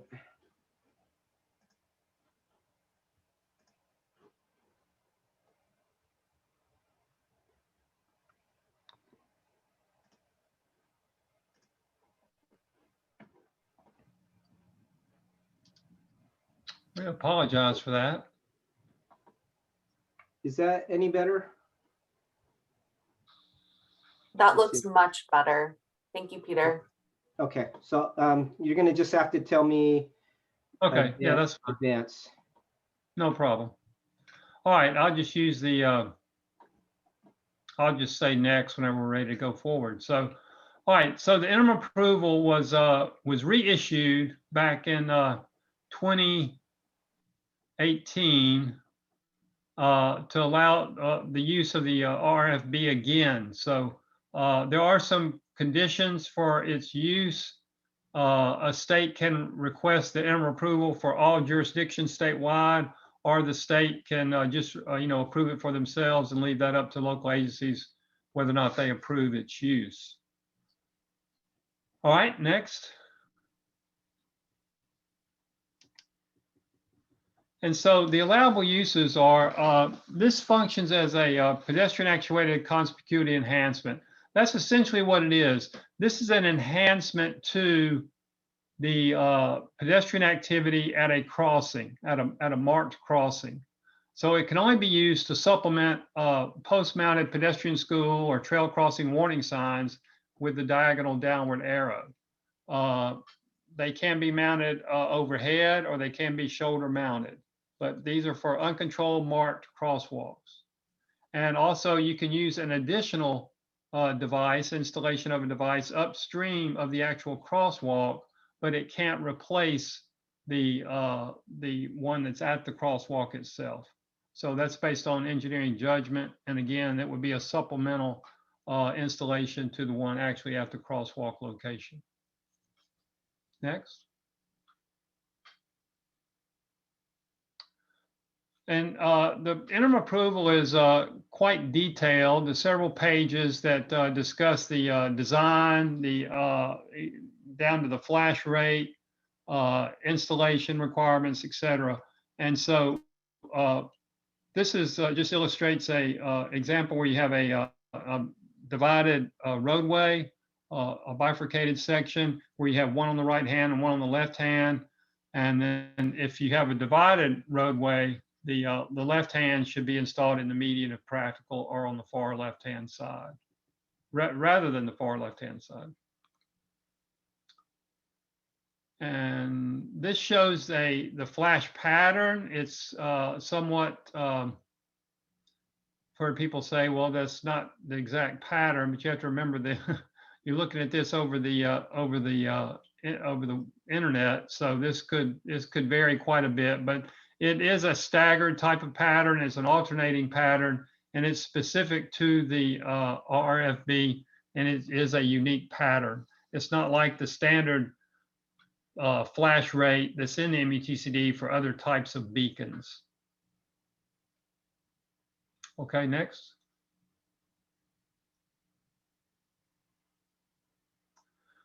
So the flash period is, there's a requirement that once there is a activation by a pedestrian, it has to come on immediately. So every time there's an actuation, the flash rate or the LEDs would illuminate immediately and begin their flash pattern. And it does run on a cycle. And so if there's another actuation before the timeout on the particular device, then it will, reset the clock, and then the flash rate and pattern would continue until it completes its timeout. There is a pilot light that can be useful for pedestrians, that they can know when the RFB LEDs are actually flashing, and that can be seen in the figure on the right, the little photograph that shows the light, the pilot light that's mounted to the installation of the on the pole, on the pedestal pole. So unless you're specifically looking for that, you may miss it or may not know it's there. But it's a lot easier to look at the pilot light than to try to go around in front of the sign to make sure that the LEDs are actually functioning. Okay, next.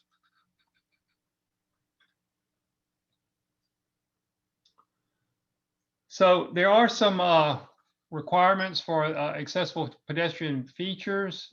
Whenever there is a one installed, if the speech push button information message is used, then there has to be a locator tone that's provided.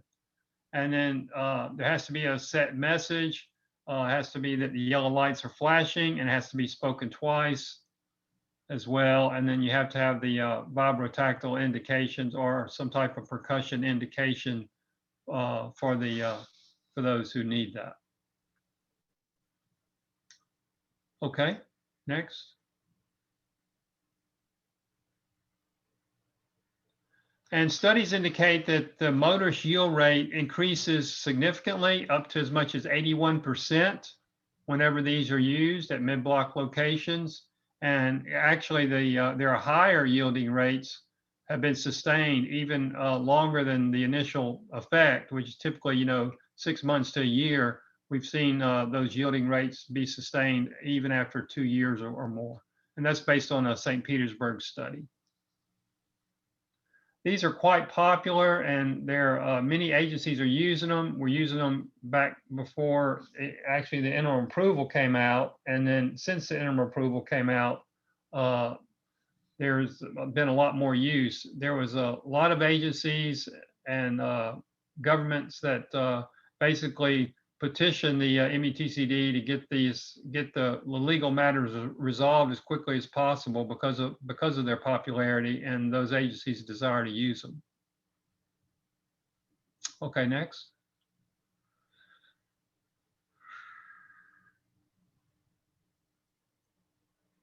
So this was this is actually a location in Washington State, and you can see there's an intersection to the right on a multi-lane arterial intersection with another significant arterial, and you see the crosswalk markings are in place. This was a location where there was demand, of course, at this particular location for pedestrian activities. There was a food establishment, I believe grocery store, fast food, Jack in the Box, and some other, certainly some other destinations for pedestrians. Due to the problem associated with crossing at an intersection, Peter pointed out this earlier today about looking to the left, looking to the right, and having to look for traffic coming in different directions. Pedestrians were more comfortable crossing the roadway further away from the intersection, if you will, to the left or to the west of this the way this is laid out. And so after some analysis and review of this location, there was a mid-block crossing put in along with the RFB to accommodate those pedestrians who were crossing at this preferred location. And there may be another photo of this. Next slide. I'm not sure if there's another one in there or not at this particular location, but this is kind of a good case study for why I think pedestrians prefer a mid-block location away from the intersection, a controlled intersection where you have a lot of decisions that have to be made related to crossing at an intersection. And these are some photographs that show the RFB and then the one mounted overhead and also in the median.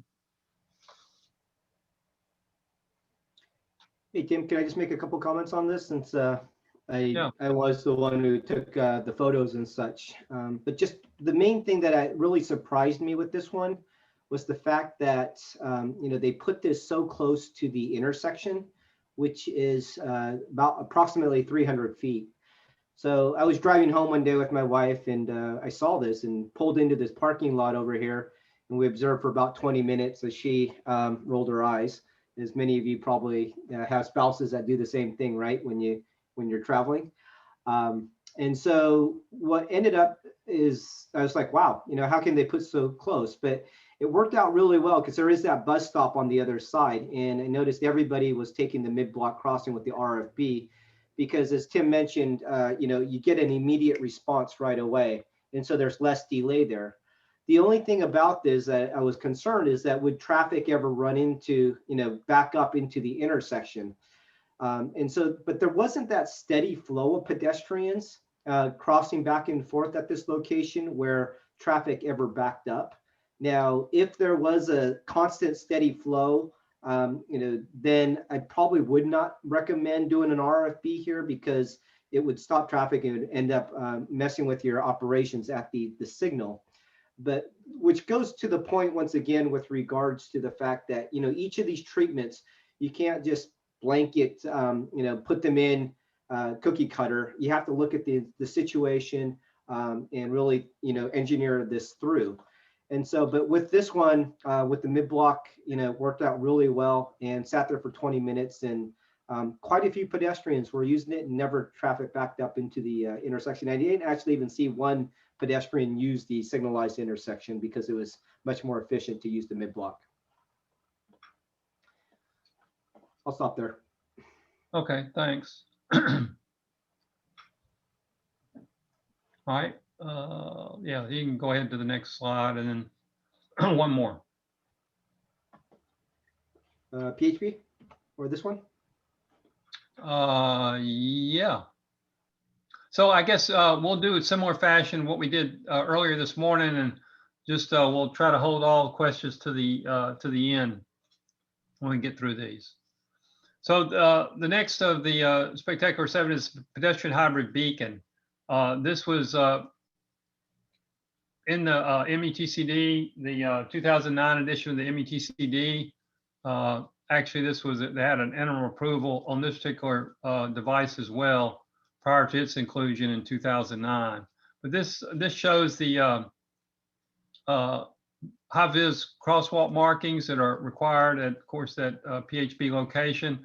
Overhead lighting would be optional, and then, of course, the advanced stop line and warning signs are also required as part of this particular installation. Okay.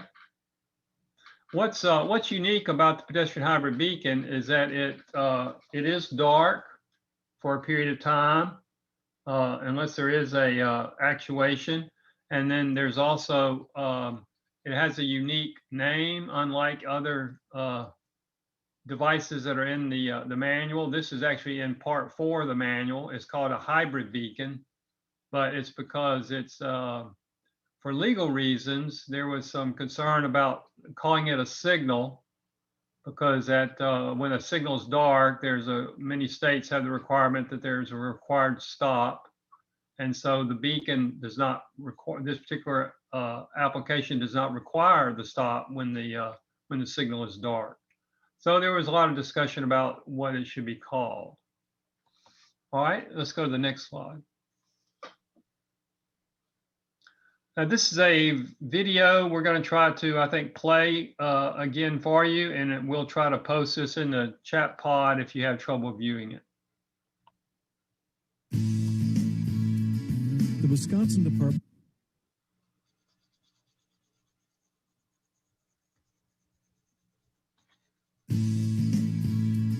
The Wisconsin Department of Transportation is installing a new traffic control device in several locations around the state. It's called a pedestrian hybrid beacon, or beacon for short. It has also been referred to as a high-intensity activated crosswalk, or HAWK. The beacons are used to control vehicles and allow safe pedestrian crossings in the middle of the block, away from the usual crosswalks and signals at street intersections. Let's go through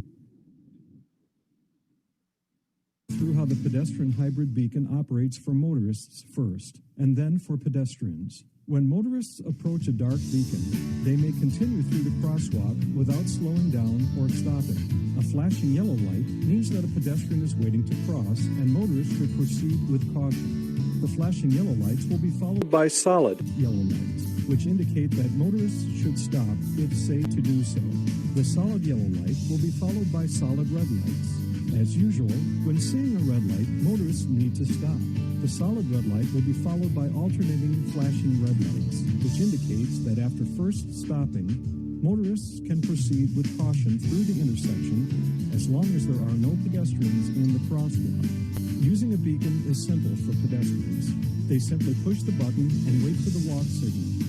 If the don't walk countdown starts while pedestrians are still in the crosswalk, they should continue crossing. If pedestrians have not entered the crosswalk while the don't walk countdown is on, they should not begin to cross. They need to press the button and wait for the walk signal. The pedestrian hybrid beacon provides a convenient way for pedestrians and bicyclists who choose to cross as pedestrians to go across busy, wide streets safely and efficiently. It's one more way that the Wisconsin Department of Transportation improves service for pedestrians. To learn more about the pedestrian hybrid beacon, go to www.dot.wisconsin.gov and look under travel information.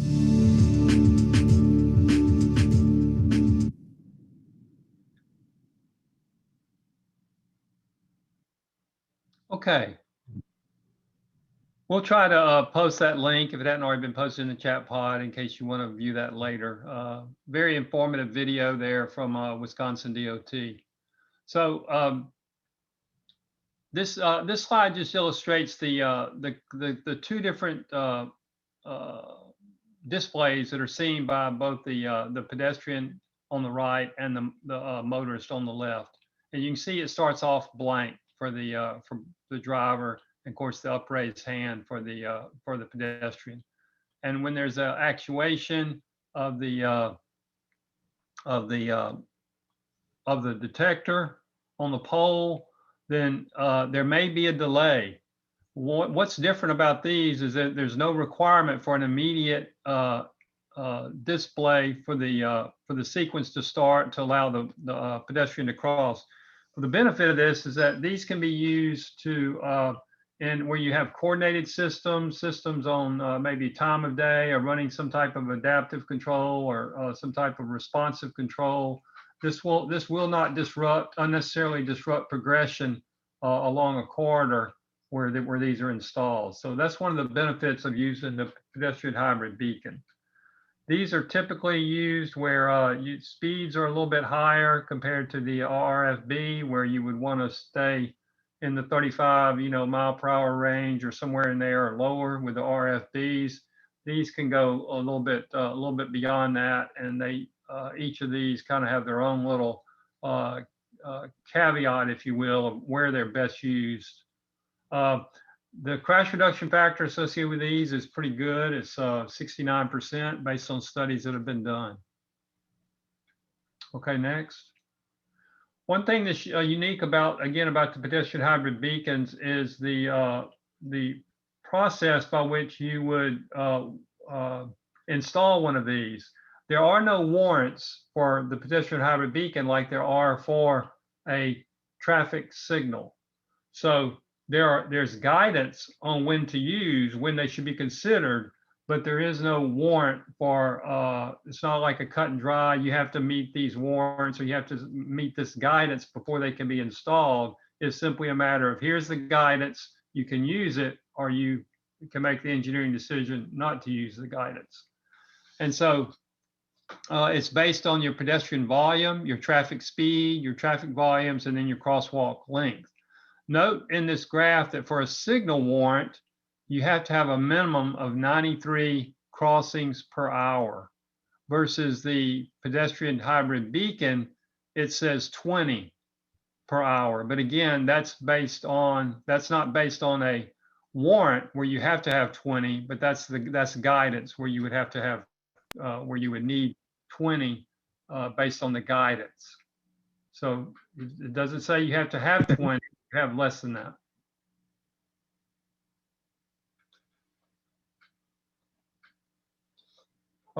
Okay, next slide. Thank you. Now, one thing that's unique about the pedestrian hybrid beacons too is what's in the METCD that talks about how the information would be used for to consider a pedestrian hybrid beacon. There's guidance on when to consider and when to perform a traffic engineering study. The traffic engineering study is required before installation of one of these pedestrian hybrid beacons. So the guidance is that the traffic control signal, if you can't warrant a traffic control signal, or it's not, you may warrant it, but it's not justified. In other words, agencies determines that the traffic control signal is not going to be installed. And if you have traffic conditions where pedestrians are having excessive delay or unsafe approach speeds, or there's an inadequate gap for pedestrians. And so if you meet one of those conditions, then that's when you would consider and perform the traffic engineering study for to proceed to look at things such as the crossing length, the speed, and the number of pedestrians that are wanting to use the particular crossing.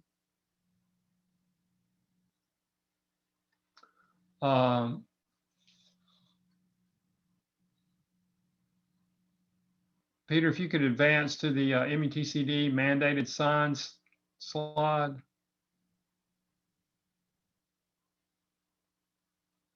Yeah, thank you. There is a standard for a use of a crosswalk stop on red symbol, the R1023. It has to be mounted adjacent to the pedestrian hybrid beacon face. There is an option that will allow states to vary this particular sign. And you can jump to the next slide. And this shows a variation of that particular sign. Note that these particular pedestrian hybrid beacons are, you have the two red indications on top, the single yellow on the bottom, and then these are enhanced with the retroreflective back border around the signal heads. Again, that's not a requirement, but it certainly helps. I think too, it's a good practice because these signals, remember, are dark at certain times. And I think we need to draw attention to the fact that when they're on, then motorists are going to heed these signal indications. Okay, let's go to the next slide. And based on studies we've got out of Florida and Hillsborough, actually this I think is in Tampa or near Tampa. Hillsborough Avenue study showed that in a period of about 6 years, there was approximately 20 crashes per year on average. But after these were installed, it dropped to 7. All right, next slide. And this just shows the summary of those numbers where you can see the period before, 7 years, 6 years before, about 20 per year. And then after they were installed, that was cut by 2/3. So obviously these are very effective. And as I said earlier, the CRF for these is 69%. Okay, next slide. One thing with these, since although they're becoming more common, they're still not a customary traffic control device that people are used to seeing in some parts of the country. So education campaigns are important wherever these are going to be installed, and you can do that through various means. They need to be in the driver's manuals, the handbooks, the training, the student drivers education and brochures and different ways to get the message out about what the indications mean. Okay, next slide. So with that brings us to road diets. So this is the 6th of the 7 of the spectacular 7. So road diets is one of those comprehensive types of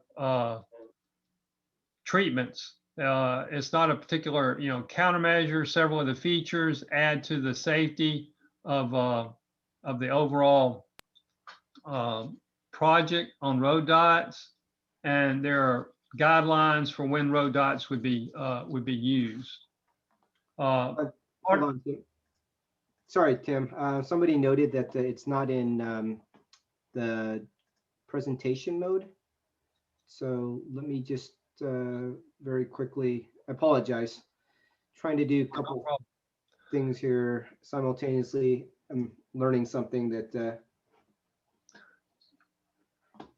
So road dots have different names. Some people want to refer them to as some people know, who likes a dot. A lot of times you think about a dot as being something negative you don't want to do, but so people have retermed these as roadway reconfigurations or roadway transformations.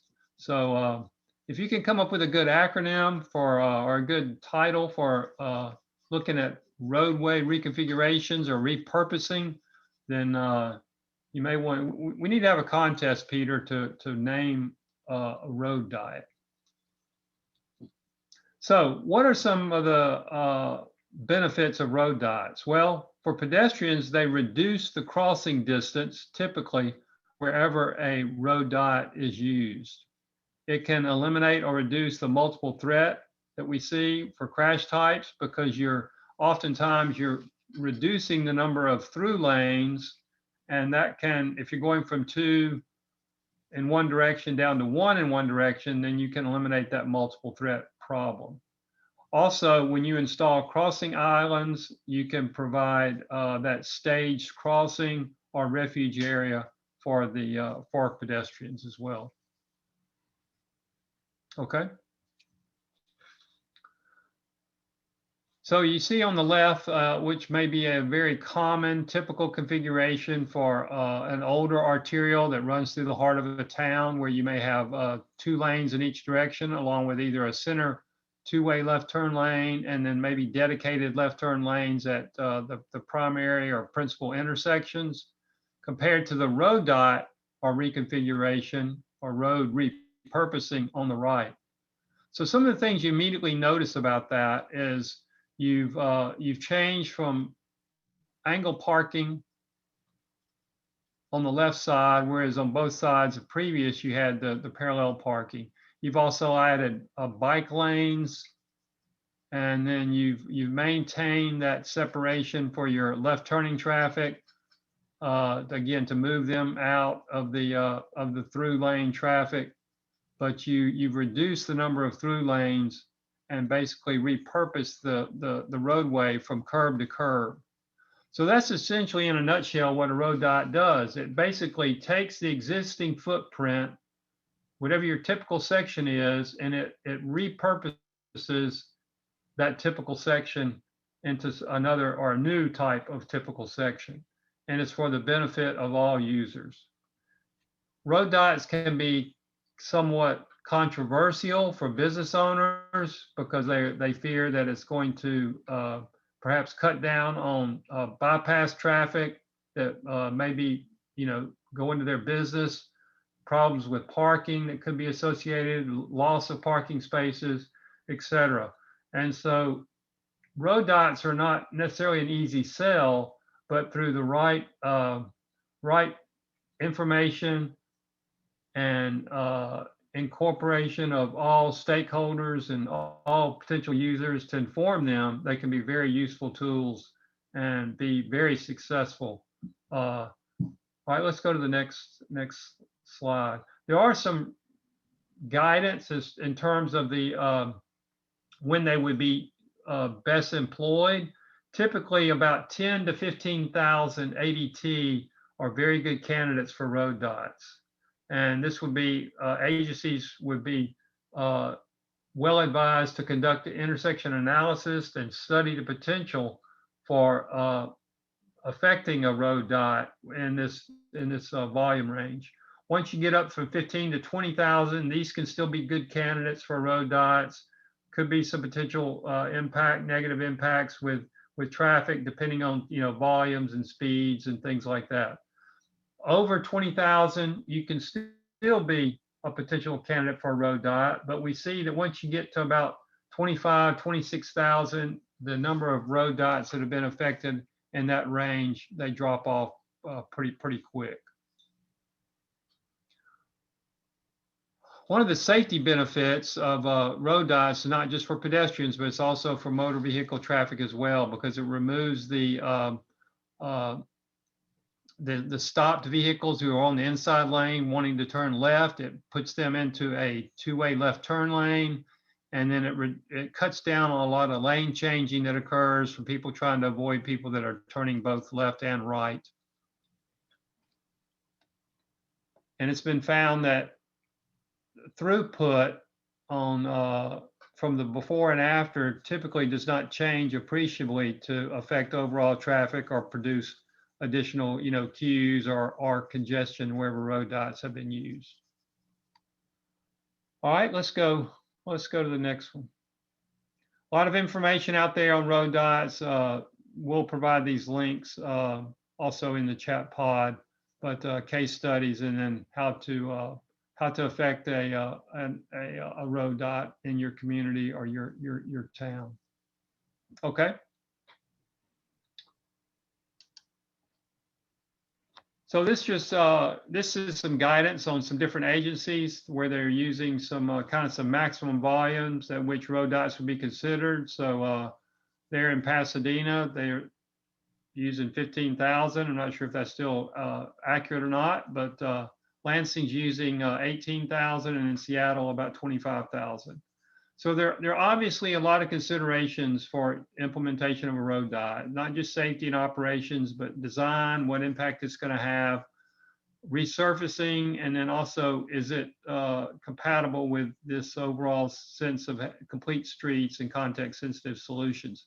one of the things about road dots is oftentimes if you're planning out far enough in advance of resurfacing schedules and programs, you can affect or temporarily affect a road dot with simple markings and signing, a restriping of the roadway whenever resurfacing occurs. So that's an opportune time to tentatively or temporarily affect the road dot, see what impact it's going to have. And then if, of course, the impact's good, you can move forward with adding other things such as, improvements, the pedestrian refuge islands and things of that nature could follow the restriping of the roadway. All right, let's jump ahead.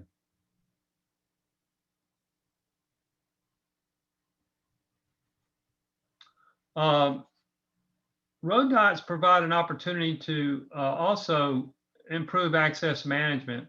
In the illustration on the right, and on the left too, there is roundabouts were used to basically facilitate left turns. So wherever left turn lanes cannot be provided, or left turns out of businesses and maybe low volume side streets were denied through use of maybe a raised median, then those could be facilitated at the roundabout locations. So that's just another way to improve overall safety, cut down on that left turning conflict, and also maybe tightening up some of those radii at these streets where you would otherwise have left turning vehicles, maybe choke that down, since those would be right in, right out wherever those medians were provided, and used as a deterrent to folks wanting to turn left out of driveways or side streets.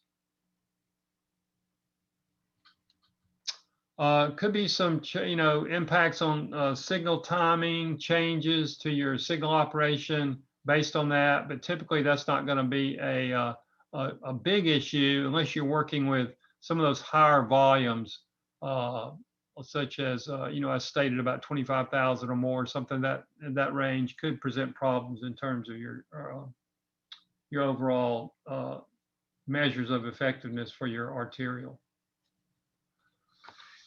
Okay, let's jump to the LPI. All right, LPI is the leading pedestrian interval. This can be one of the more simple of the spectacular 7 to employ, and oftentimes it can create a tremendous benefit for pedestrians. I don't know if we've mentioned or not, but the brochure you're looking at on the right is one of the brochures that are available on the FHWA website whenever you're trying to promote these different of the Spectacular 7. These one-pagers are available for your use to hand out to your peers, co-workers, those who are stakeholders, business leaders, political leaders, and different ones who would have an interest in the work that you're doing and the improvements you're trying to make with safety. All right. Let's go to the next one. LPI. Is this the leading pedestrian interval? Simply, the leading pedestrian interval gives the pedestrian a head start at the onset of the green indication for the companion through movement for vehicles. The pedestrian walk signal comes up anywhere from 3 to 7 seconds, which is, again, guidance, before the vehicular traffic gets the green. So what it does, it gets the pedestrian moving, it places the pedestrian legally within the crosswalk so they're more visible, more conspicuous prior to the vehicles getting the green. Okay. And we're going to play a video here that we actually did this video ourselves within FHWA. So we're going to roll this video, and I think it gives a good case example of a city in Huntsville, a city in Alabama, the city of Huntsville. They're using LPI. In the northeast corner of Alabama lies Huntsville, also called the Rocket City, where the U.S. Space and Rocket Center stands tall as a reminder of courage, leadership, and success in transportation. In a progressive and expanding city such as Huntsville, the transportation system must be vibrant, safe, and accessible. It comes as no surprise that the city is focused on improving pedestrian safety. The city uses the leading pedestrian interval, or LPI, to provide an additional level of safety for people walking. The LPI provides an offset or a head start for pedestrians when crossing the street at an intersection, in advance of vehicles making turning movements. LPI is low cost, easy to implement, and requires no additional equipment. The leading pedestrian interval has been shown to reduce conflicts and crashes of vehicles with pedestrians by as much as 60%. How does the LPI work? At this intersection in Huntsville, pedestrians may have difficulty when starting to cross the roadway when they receive the walk signal at the same time as vehicles get the green light. Motorists turning left or right may not see or expect a pedestrian. This type of conflict can be significantly reduced by implementation of the LPI. The LPI is implemented by changing the settings in the traffic signal controller equipment. To demonstrate the simplicity of using LPI, let's look inside this cabinet in the city. The cabinet is a 270 TS2 Type 1 controller. Any TS2 Type 1 or 2 is needed to implement the LPI. First, from the main menu, select Controller. Next, select Timing Plan. The next step is to locate the delayed green setting, which is the manufacturer's name for the LPI setting. Next, enter the time and seconds for each phase where the LPI will be implemented. The City of Huntsville uses 7 seconds. Pedestrians should always activate the pedestrian push button to inform the controller of their intent to cross the roadway. Once the walk indication begins, the pedestrians may start walking, but the vehicles are required to wait 7 seconds before they get a green light. This places the pedestrian in the field of view of the waiting motorist and reduces the likelihood of conflicts. The interval is typically 3 to 7 seconds as determined by the responsible agency. Additionally, a lagging interval for vehicles can be used, which allows motorists to receive the green time they need to complete any permitted left turns at the end of the steady green and yellow. These permitted turns occur after the pedestrian phase has completed, enhancing safety for everyone.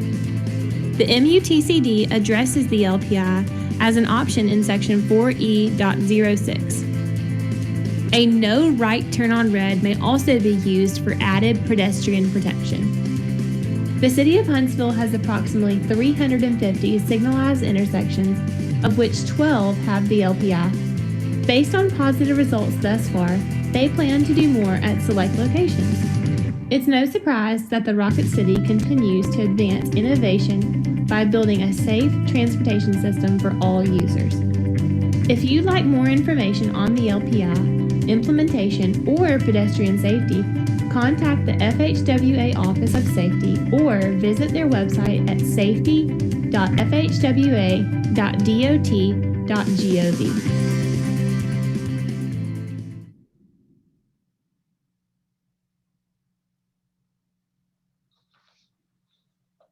Okay, I think it was a little bit jittery on my end, but hopefully it wasn't for you. But if it was, we'll try to, again, we'll post that in the chat pod and you can look at that later on.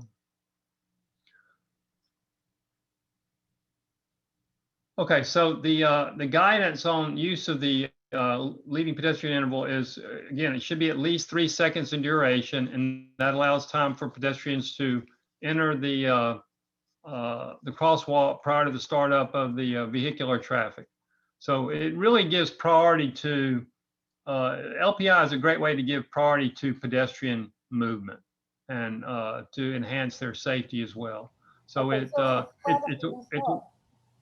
way to legally and effectively put not only priority on the pedestrian, but to enhance the safety of the pedestrians as they're using the roadway. Again, it establishes their presence legally within the crosswalk and makes them more visible as well.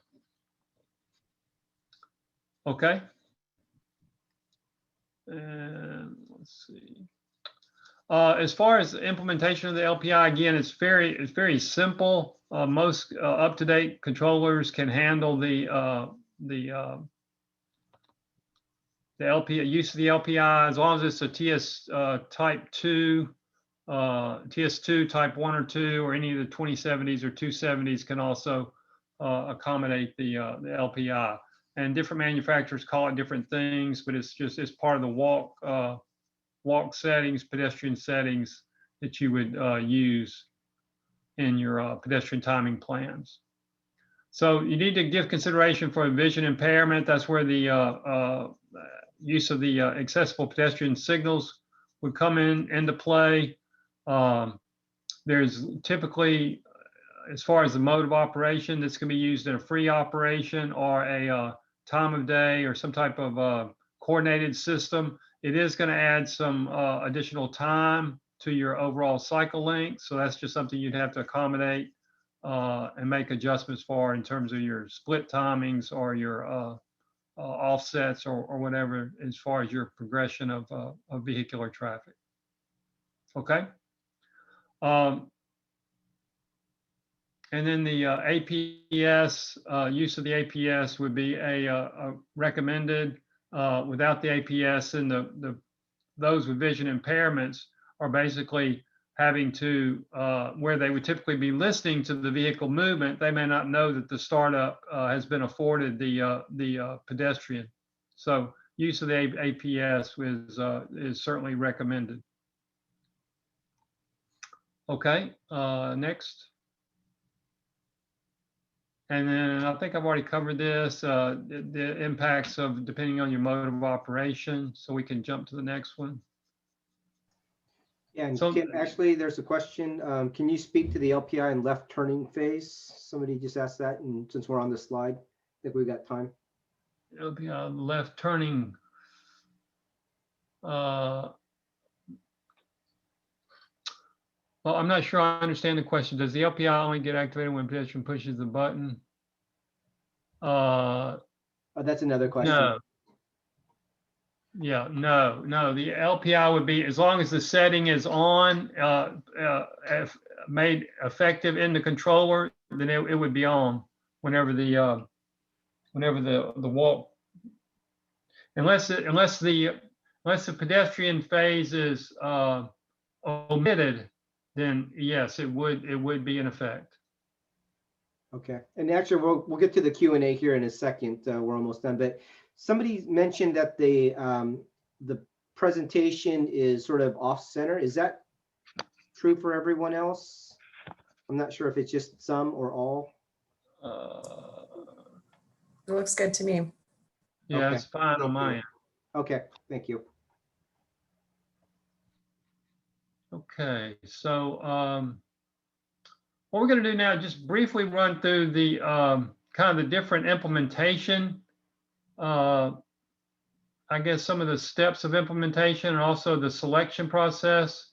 We really haven't addressed that much, but there is a lot of guidance in the Guide for Improving Pedestrian Safety at Uncontrolled Crossing Locations, where we referred to earlier as Table 1 as part of that document.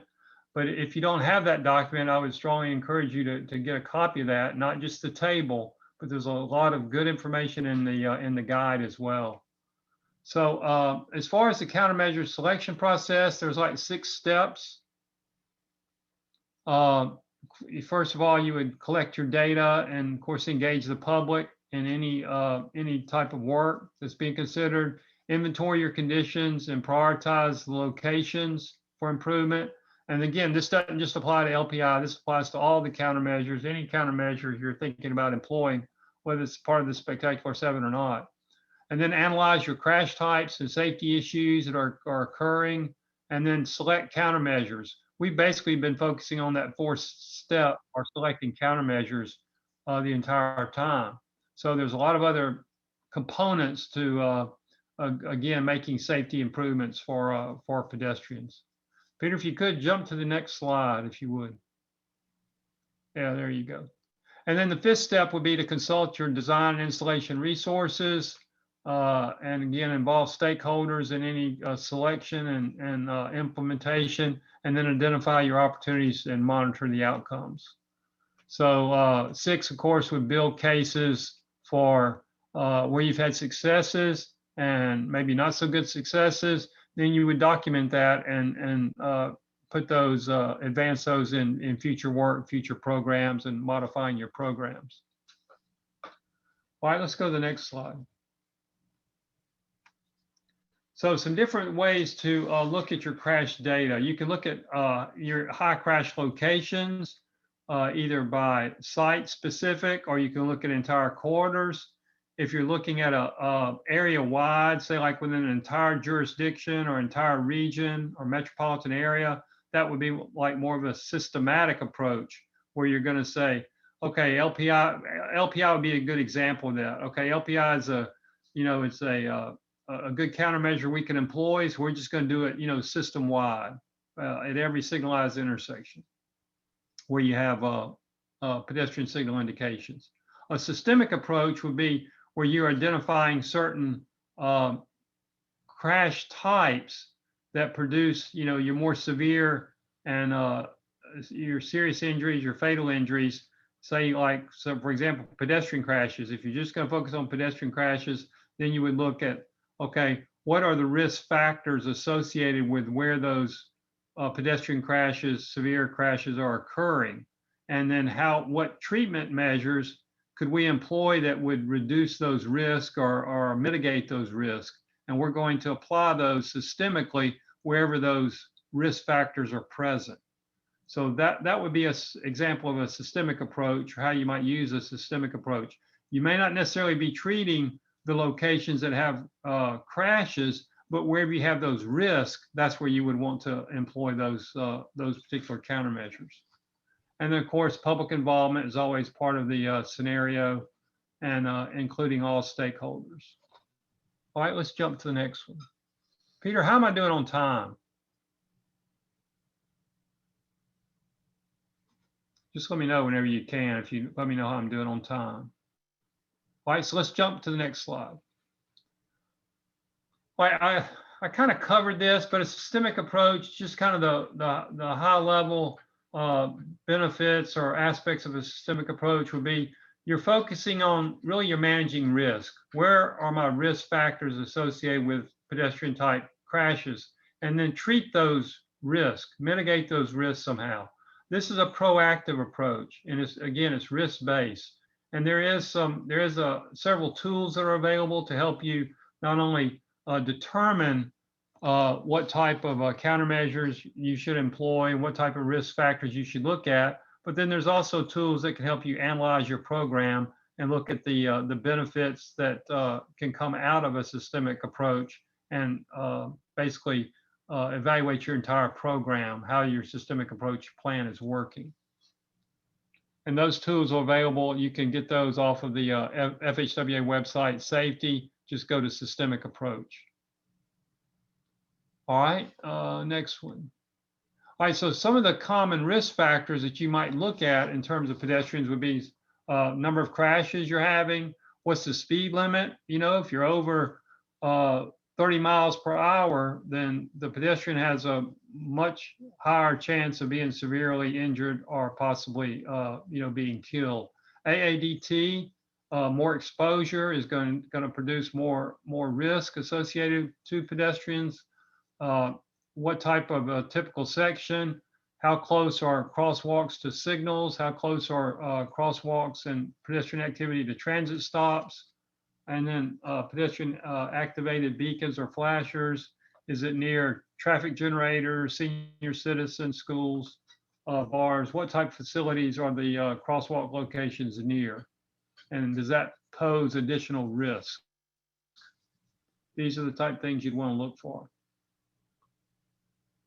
And then we've had some good discussion this morning, I think, from Emily or others on safe systems approach. And this just to reiterate those guiding principles is that people are going to make mistakes, whether they're pedestrians or motor vehicle operators or those on bicycles, whatever the case may be. we're all going to make mistakes no matter what form of or mode we're presently using. And each of us has a limitation on what we can tolerate in terms of kinetic transfer of kinetic energy. And we all share responsibilities to design, build, and maintain and operate roads in such a way that we're mitigating risk along the way, and then understanding what those risks are and addressing those risks. And then we want to strengthen all parts of the system so users are protected if one part fails. So it's kind of like the analogy of slices of Swiss cheese, and you have to think of the slices as being different components of a safe system, whether it's providing the right a forgiving roadside, providing pedestrians with all the accommodations they need in terms of safety features. What are those different components? The limitations on the body, the speed of traffic, and if there's a failure, if all those holes line up in that cheese, then we're going to get some failures. So what we want to do is try to decrease the size of those holes and reduce the amount of the occurrences of those failures. Okay, and then finally, the safe systems is a management process, and it's a design of the road system to minimize the impact of energy on the human body, and then avoid, or secondly, at least manage the tolerable levels by manipulating the speed, mass, and crash angles to reduce crash injury and severity. So this is something you're going to be hearing much more about, the safe system approach to how we build, design, and operate roadways. So with that, I guess we're going to open it up to Q&A, and I'm not sure how much time we have left, Peter. Is it just like about 10 minutes? No, we've got about, let's see, I think at the end with the evaluations are only, we'll get those out 5 minutes or so with the wrap up. So yeah, we got about 15 minutes. So yeah, we'll go with and I'm having to scroll through the chat. So if you had a question that you put into the chat, and if you're willing to maybe verbalize it, that you'll get to the head of the queue here, because otherwise I've got to scroll through all of them.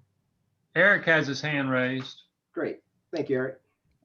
Sure thing. Thank you, Tim and Peter. This has certainly been really helpful and informative. I appreciate you kind of taking the time to share this with us today.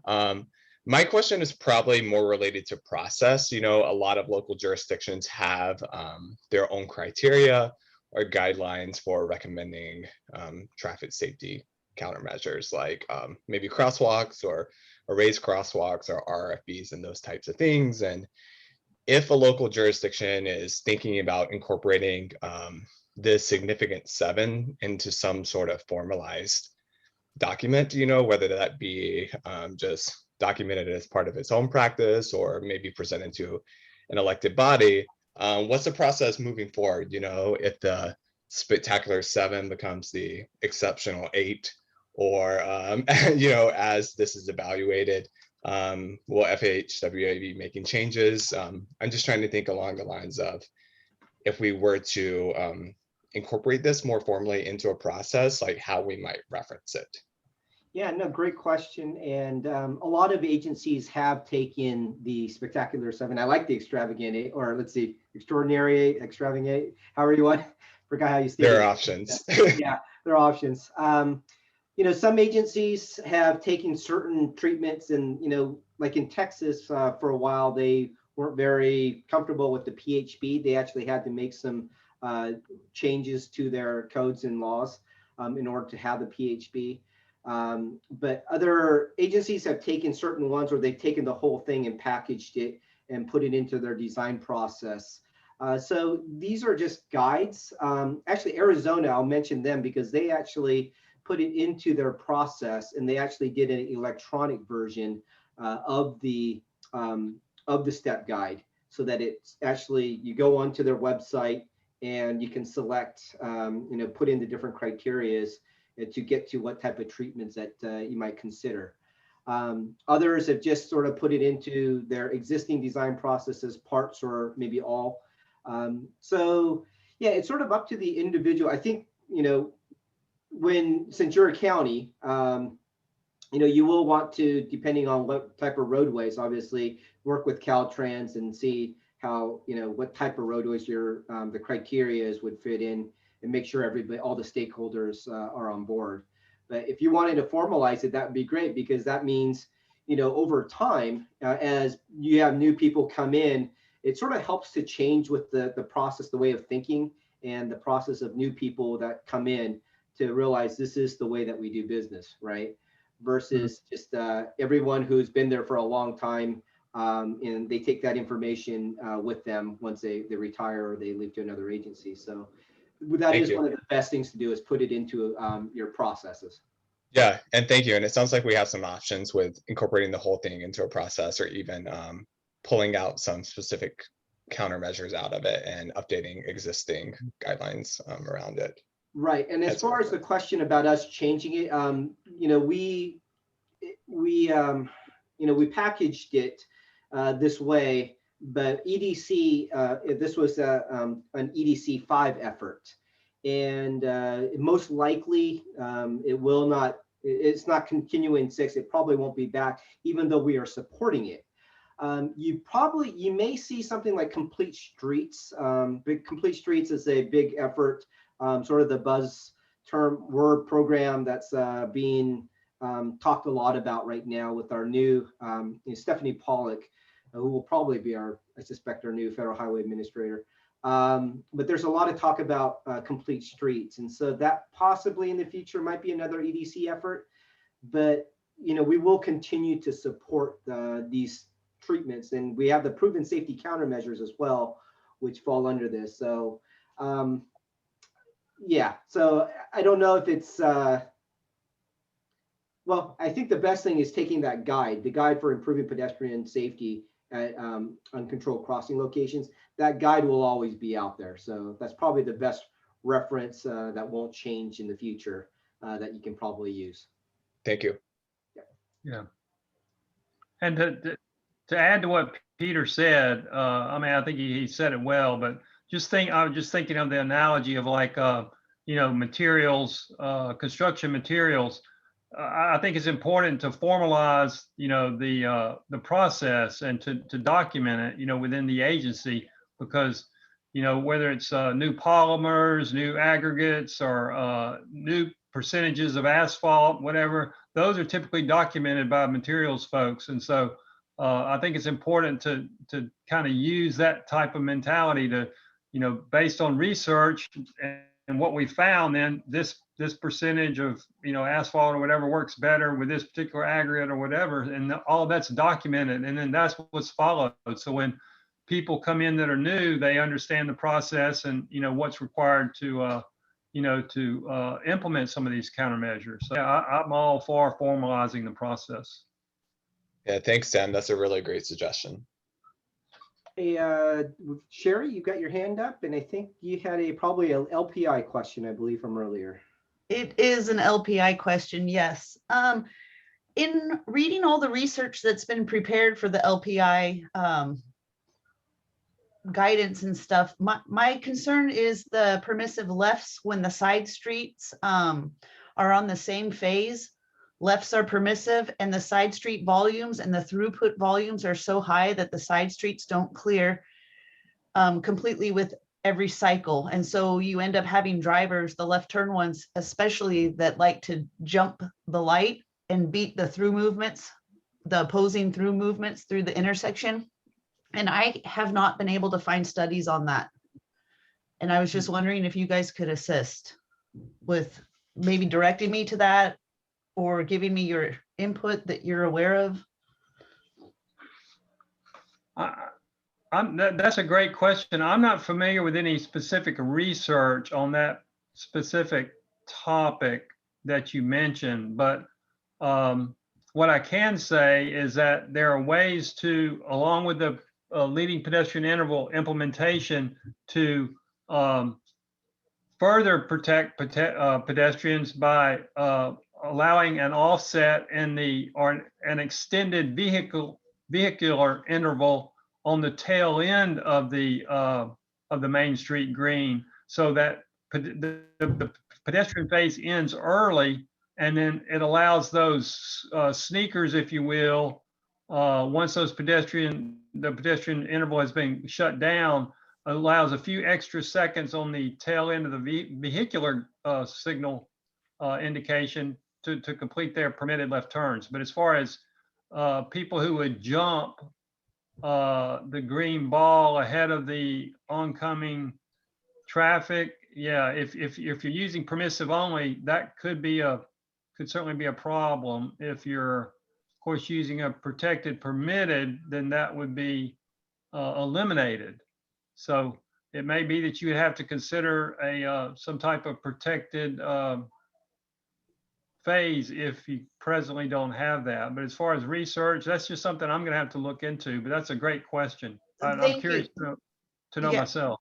Yeah, thank you very much, because that's our biggest concern, and we're already maxing out the side street timing. And so, I mean, we can always add to it, but there's inefficiencies too. Yeah. So it's just so any information you could share in the future would be great. Could you post your email address in the chat box? I sure can. And that's actually a great, I appreciate that question, because, and I see that Lax, he also put in the chat pod split phase if possible.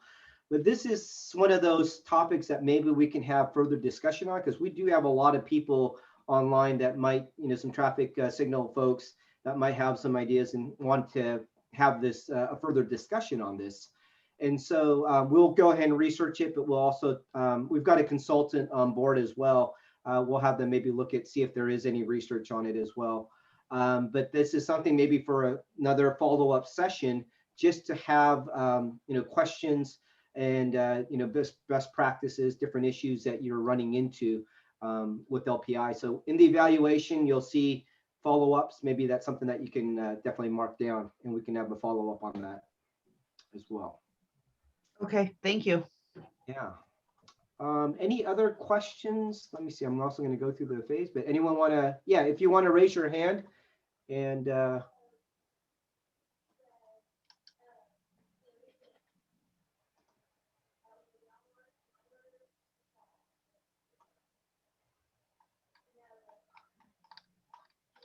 okay. Wow. Kim, you answered all you did no questions. Oh, wait a minute. Hold on. Let's see. Oh, that was a Zoom. Okay. I don't know. Can you hear me? Yes. Hi, Michael. I'm not sure how to raise a hand, but I just a quick comment. One of the big challenges in implementing all of this stuff, from a designing standpoint, is other arms of the government, if you will, or other like fire departments saying, we need lots of pavement for our trucks, or Caltrans famously loving the 12-foot through lane, right? That's one of the most powerful tools in implementing many of these improvements, is questioning 12 feet, like maybe 11's okay. And if you do 11 feet, all these things become available because of limited right of way. Or simply an encroachment permit, procedure could prohibit a very beautiful pedestrian and bicycle safe intersection. So all of these, kind of bureaucratic roadblocks can be more significant than the technical ones that we've discussed today. So I don't know, if there's a white paper or some sort of resource that, when we talk to a very rigid fire marshal who says, no, my fire truck can't exceed the center line of the roadway, so forget the pedestrian safe bulb outs, or an encroachment process, Caltrans or otherwise, it's so time and money intensive that it just kills the project. It's, you don't have to answer the question, but it's very real. It's very against a lot of the policies discussed today, and it's just out there. So I would love resources. Yeah, no, Michael, that's a great comment question, because that is one of the biggest barriers that we have with a lot of agencies when we go in. And that's why we do offer the follow-up sessions, is to, we do have what's called a step action plan, where we get together the different stakeholders to come into the room to be able to answer those type of questions. And so we would be, if you're, if you want to get your agency to move forward in this area, we'd be happy to set up a session of that nature to be able to talk through those issues and have other agencies that have had similar experiences, how they overcame. But oftentimes it's really with regards to just getting everybody, all the stakeholders in a room, having those discussions and having some, some people that would facilitate and to be able to respond to their concerns and to state, yes, we're not saying that every single roadway, but on these particular roadways where you're having a lot of pedestrian crashes, is safety our number one? And can we, what are some compromises that can be had? And so to start that discussion with the stakeholders and coming to some solutions at the end, we've done that. That's really, it's something that we've done in the last 4 years, and a lot of agencies have benefited from that. So if that's something that you're interested in, I like your idea though of trying to capture some of these in papers to be able to give to those that outside of just the engineering and the planning, our field. I think I'll talk to our consultants. There might be some things of that nature, but we've had that conversation enough that we could probably produce something of that nature. Cool. Thank you. Yep. Hey, Peter, that may be a good segue into our one of our poll questions on issues and challenges associated with implementing some of these countermeasures. I don't know if we want to use that or not, but. Yeah, actually, I forgot to. Why don't we do, Nicole, both of those so we can put those up. I'm going to stop sharing my screen. And then, Nicole, maybe you can put up both of those as I read the chat as well. We've got 2 poll questions for you. But let's see, how do we address concerns from fire and police departments regarding placement of pedestrian refuge? Oh, correct.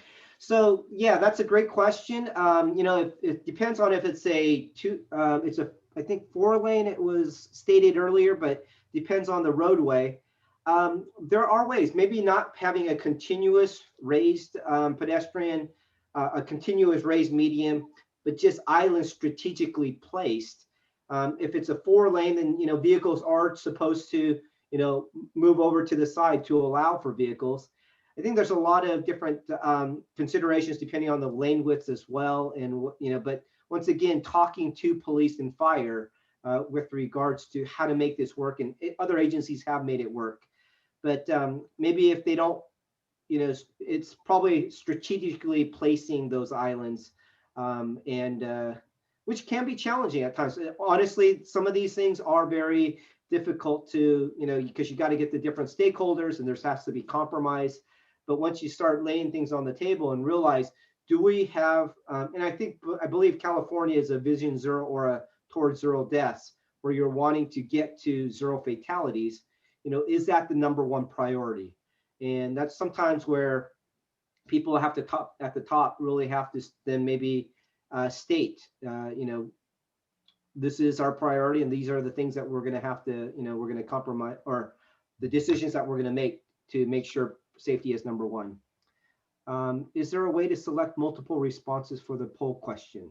So Nicole, that's, I guess on these there's, I thought we were hoping to have multiple responses. Is that not happening right now? This poll is not set up that way. I would suggest if you would like to select another answer, you can go ahead and place that in the chat box. So we capture that information. Is that also in the evaluation, the follow-up? Those are the individual treatments going to be multiple selection? In the evaluation, we do ask the question to prioritize the list that you sent over. And we do have options where you will be able to enter in, fillable entries. Okay. So there's a lot of different ways that we can capture this information. And of course, we appreciate all the information that you provide us today. Okay, thank you. And this, I guess in the Zoom poll, we're sort of more getting an idea of which treatments are maybe the more challenging ones. And it looked like raised crosswalks, interesting, 34%. So raised crosswalks and refuge islands, lighting as well. Okay, that really helps, and that so we'll make sure that that's something that we maybe we'll have some more discussions in the future on. And okay, with that, I guess we got 3 minutes left. Nicole, let's go ahead and if you want to provide the link to the evaluation and the follow-up sessions. Really do appreciate all the great questions and comments, and the additional help in the chat pods for those that answered.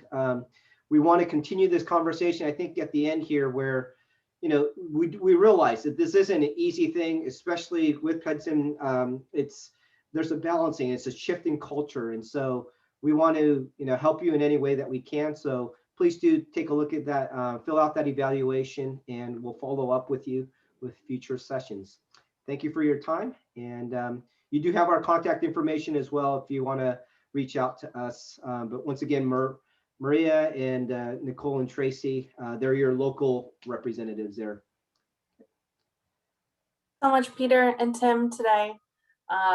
Just to follow up, I did place the evaluation link in the chat box, but as the series continues, we'd like just to gather as much information from you as we could today. So we'd love to take a deeper dive into the step implementations. So if you'd like, please enter anything that comes to your mind in the chat box here so we can capture it outside of the evaluation. We just want to give you as many places and options to collect that information. So go ahead and share any ideas that you may have in the chat box. And last but not least, if you have any other training needs, feel free to reach out to us directly at the ATRC email that I've left in the chat box, and we can help guide you with any additional needs that you may have. And of course, I will follow up with an email containing the presentation material. And if you give us just some time to clean up the discussion in the chat box, I'll work with Peter, Tim, to clean up the question and answers. And we will provide you with a nice document outlining everything that we have discussed today so that you have that for your reference.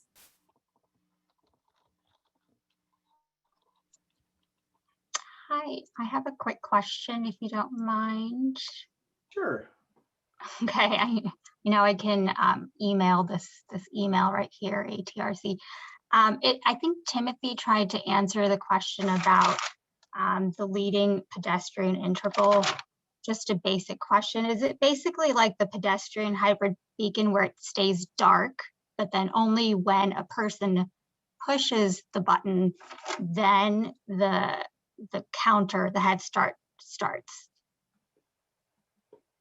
Just didn't understand how it worked exactly. It's no, it's not like the pedestrian hybrid beacon. The pedestrian signal indication, as opposed to when you have the upraised hand during the do not walk phase, but when the time for the sister, I'll call it the sister vehicular phase, goes green, the upraised hand will change to a walk indication 3 to 7 seconds before the vehicular. In other words, the vehicular indication will still be red, and then the pedestrian signal indication will be the walk symbol for 3 to 7 seconds before the vehicular indication turns green.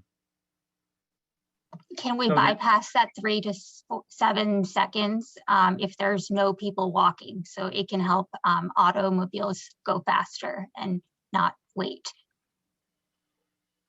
That's a good question. In other words, like an omit, like an interval omit. I don't know. That's a good question. Yeah, I'll look into that. Yeah, 3 seconds is time on the road, you know, for automobiles. Yeah, And although I'm a walking person, just saying. yeah, I understand. Well, that would be part of your, I guess, criteria, not knowing the specific answer to it. That would be a part of the criteria as far as determining where you're going to implement the LPI. If it's light pedestrian traffic, that might be a consideration for not using the LPI. But there are probably certain times of the day where you could do a interval omit, but I don't think it would be an on-demand per cycle omit feature. Thank you. Thank you. Sounds like a good LPI follow-up session is needed. I think so. It's a good question on that. Yeah, there's a lot. It's still something that we are, it's fairly new and we're still learning a lot on. We've got a lot of, we can probably bring in like Austin and San Francisco and California. They did, I think, a citywide implementation. So there's a few cities that have done LPI that we can also bring in some of the traffic signal engineers to help out answer those type of questions that you all have.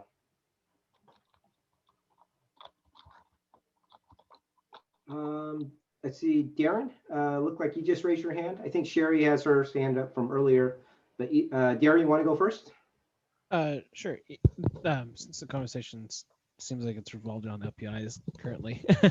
Yeah.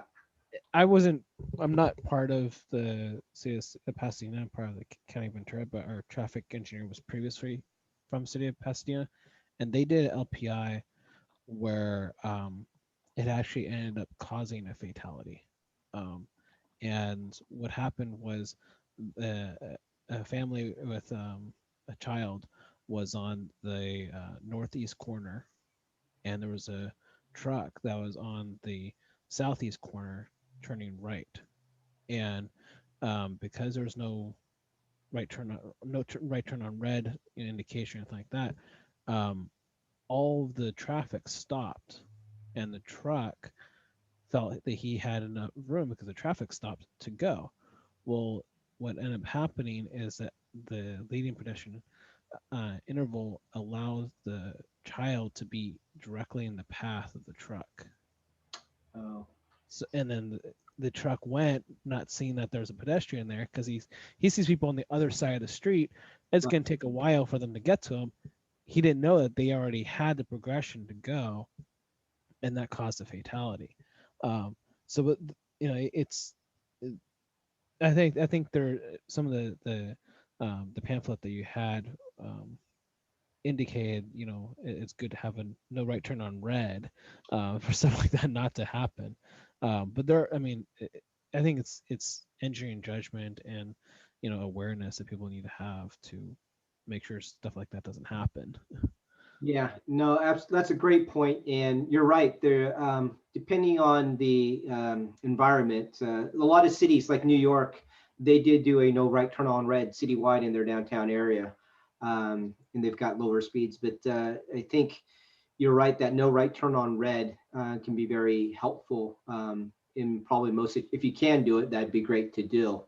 I wouldn't say that you have to do it everywhere, but definitely leaving that up to the engineers, using good engineering judgment on the situation.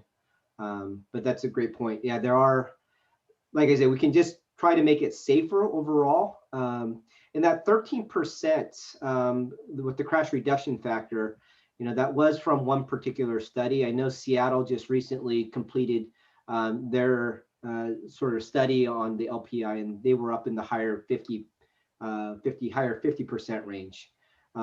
So yeah, it's not perfect, but overall we are seeing across the different cities that have been implementing, we have been seeing crash reduction factors, or less crashes. But you're right. It's a good point. It's a good thing to bring out those issues. Yeah, I think it's, and with anything as engineers, it takes engineering judgment to know when something should be implemented, when it shouldn't, and the appropriateness helps reduce those fatalities. Yes, thank you.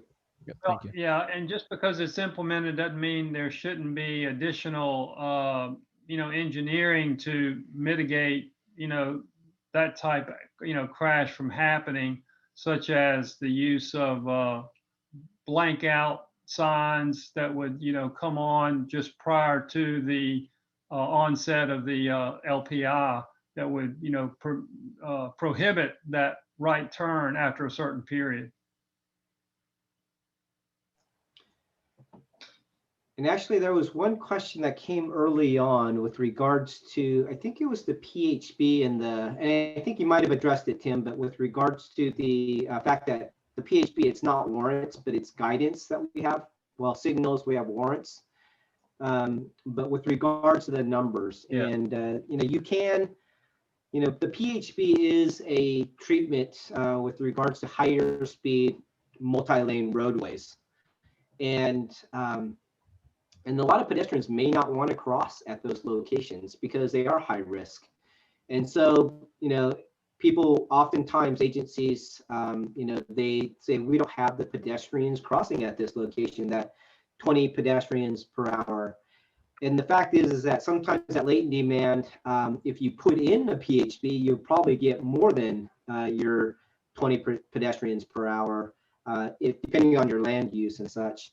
And we've seen that oftentimes. And so you can do surveys around in the neighborhood, in that area, talking to people as far as if there was a traffic control device like a PHB, would they use it? And you can sort of do that type of study and put it in your engineering study to note that there is a demand. And it's similar to a bridge, a car bridge, right? How many vehicles cross the bridge before you put the bridge in? None. But you do studies and you see where the demand is, and so in the same way with the PHB, those are it's best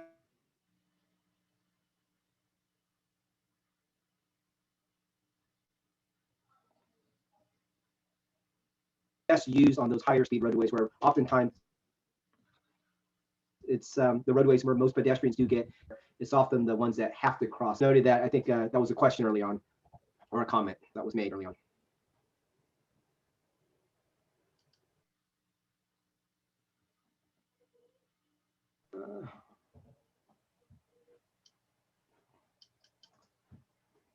Some more comments. Let's see.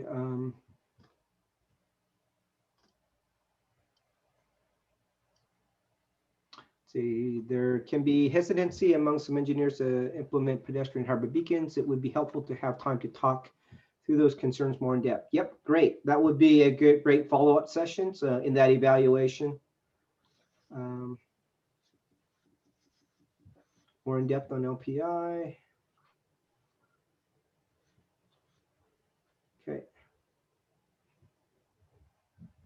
Okay.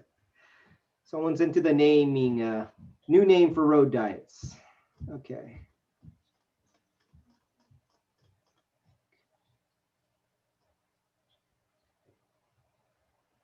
Oh, safety measures for the installation of dual curb ramps at existing intersections. Yeah, that is the recommendation for PROAG, that you use dual instead of a single ramp to do two. A boy killed in Pasadena. San Diego is using LPIs with blank out signs. Okay, great. Yeah. Yeah, those blank out signs are really helpful too, to balance traffic movement as well as pedestrians. If you don't maybe have that many pedestrians there,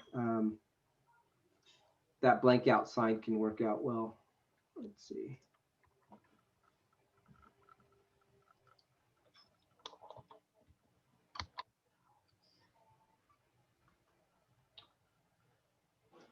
Oh, that's too bad.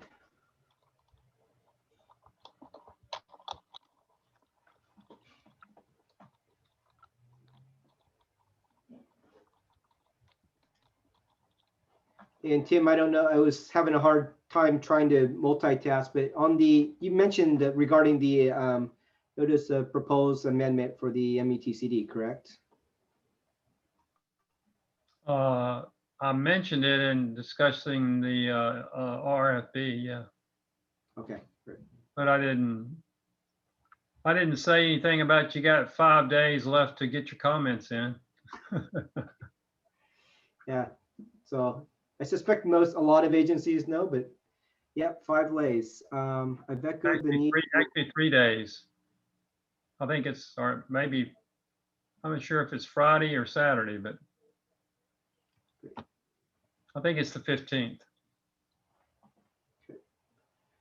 Great, and yep, more need for follow-up on PHBs and mid-block crossings. Yep, great, thank you. And Nicole, I'm gonna send you a PDF of the presentation with that one extra slide with the crosswalk, one that I added. That hasn't gone out yet, correct? That's correct. I'll make sure to include all the materials in my follow-up email today. Okay, great. Let me do that right now. I'll give you the PDF version, so it'll be not as large and should go through via email. We haven't set a tentative date for the follow-up, have we? Not yet.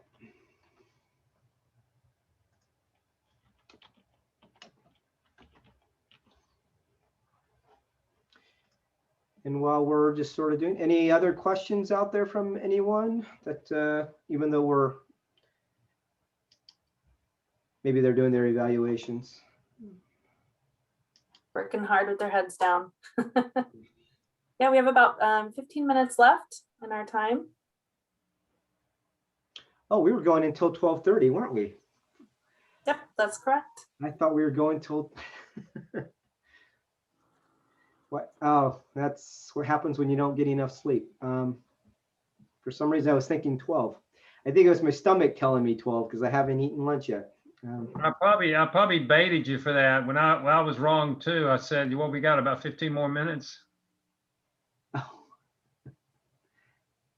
I'm sure everyone is happy to get out a little early. So it's a nice little present. There you go. Did you discuss any safety measures on peg crossings at roundabouts? Not really, but we do have some materials on that, and we love roundabouts. It works great with road diets. Tim mentioned that. So Fletcher, but with the splitter eye, if the roundabouts are designed properly, they're great. If designed improperly, yeah, they can be problematic. Single lane roundabouts we really love. You know, roundabouts coming into, designed properly, coming into a roundabout, around 15 miles per hour. So it really helps with regards to that speed issue that we talked about. The area that you really need to take into consideration is the exits, and that's where you want to make sure that you still keep your speed slow on the exit. And but with the splitter islands and the slow speeds, they just work really well, and we continue to encourage agencies to use roundabouts. The multi-lane roundabout, however, it does have that multiple threat situation, and the ProWag is recommending that you put in a device, whether a RFB, PHB, or a signal. Excuse me. And so you'll once the ProWag officially gets adopted, or I guess in Caltrans has adopted the current, the latest edition. But there are, with multi-lane roundabouts, some type of traffic control at those crosswalks that will be needed, which sometimes in some ways might defeat the purpose, because you don't, obviously with the signal, it sort of, we're trying to do roundabouts so you don't have to do signals. It does up the cost. But overall, the principle of roundabouts and the slower speeds, we think that they're great for pedestrians if designed properly. We're doing a lot down here. Can you please share info? Thank you. So Fletcher, if you want to come online, which I guess, can you give me a little more, what type of information that you'd like? Just, let's see.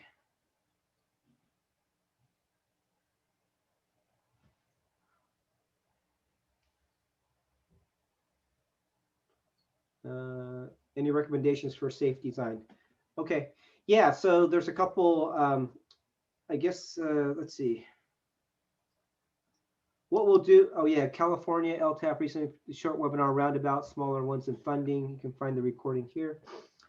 Yeah, there are some roundabout design guides. I will, let me see. We'll note your question and we'll maybe send you some follow-up slides and some other design resources for you.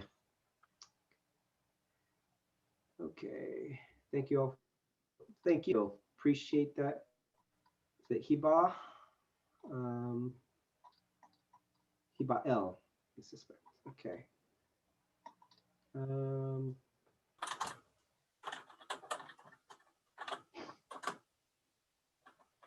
know, the older I get, the harder it is to multitask. But so I apologize, but hopefully we got to all your questions and comments.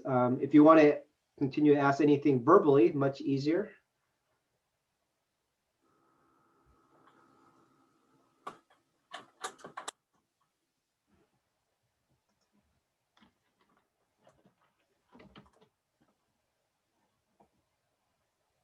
I got a question. Can you cross between two traffic lights, like a mid-block crossing? I mean, is there a certain distance that you have to be away from the traffic lights? Yeah, so I sort of referred to that during the loss, and I think in California they have that law. I'll have to look it up, but most states do have this law or code that says if you have two adjacent signals, and so you don't have a road in between those two adjacent signals, and it doesn't give a distance. I've never seen a state that says those signals need to be only so far apart. It is by the code that states that you have to go to the signalized intersection. So if you're somewhat in a more rural setting and that law exists, you're saying you're forcing pedestrians to walk maybe a mile possibly or more to go to a signalized intersection. And so, but there's even long, in some corridors, there's sometimes long intersections can be quite long between signalized without a road in between. And so that's where we said, we're recommending you do look at putting in mid-block crossings or changing the code, the law. But there is no distance for those two adjacent signalized intersections where it's required that pedestrians have to go. Now, if there was a road in between those, two intersections, then yeah, pedestrians can cross mid-block. They just need to yield to the vehicle as long as there's not a mid-block crosswalk that's marked or a intersection. They can cross at the intersection. Does that help answer the question? Yes, I was typically thinking of something where you have two traffic lights that are like maybe half a mile away from each other. Right. You see that typically, you see a lot of mid-block crossings, especially when you have a refuge island that has no marked crosswalk. You see a lot of crossing a lot of times, especially in shopping areas. Right. And so, yeah, so that's exactly what we're trying to get to, is that people are crossing mid-block and oftentimes they don't have any type of protection. So, to look at those locations and provide them a marked crosswalk, and then based upon the ADT speeds and the number of lanes, you might have to do more than just that marked crosswalk. So I suspect that a lot of the type of roadways that you're probably referring to, you'll need to do more. And so, yeah, those are the mid-block crossings that we're talking about. That because it's oftentimes vehicle capacity, vehicle flow versus pedestrian safety, and that's where the culture is starting to shift, and that's what we're trying to get at. If safety truly is our number one priority and our goal, and we're wanting to get to zero fatalities, we're going to have to make that shift and provide for that, the infrastructure to make those accommodations. Okay, thanks. Yep.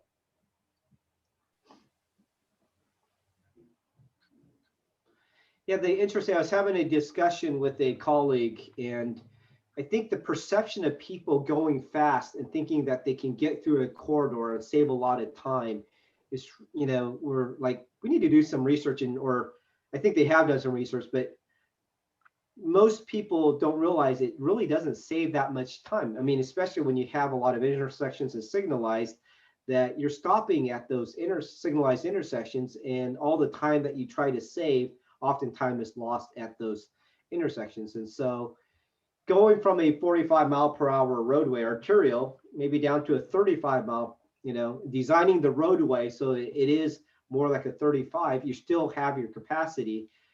But you may or may not lose that much. People may have to, drive an extra, maybe 2 to 5 minutes, which in some ways can seem like a long time. But if it's the life of if it's dealing with people's lives, then are people willing to, could we have vehicles, delay, a couple minutes? But that is a culture change at DOTs, and that's probably more of a management type of situation, where those decisions have to be made. But most of the people that I know, the engineers, they want to do the right thing, but oftentimes there's competing demands, and that's where things, we're trying to change the culture. In Ventura County, we have some signals that can be over a mile or more apart with the curve, typically in a row. Yeah, exactly. And so if you've got pedestrian, especially if you've got known pedestrian crashes, or people are complaining, that's where a lot of those accommodations should be considered along those types of corridors.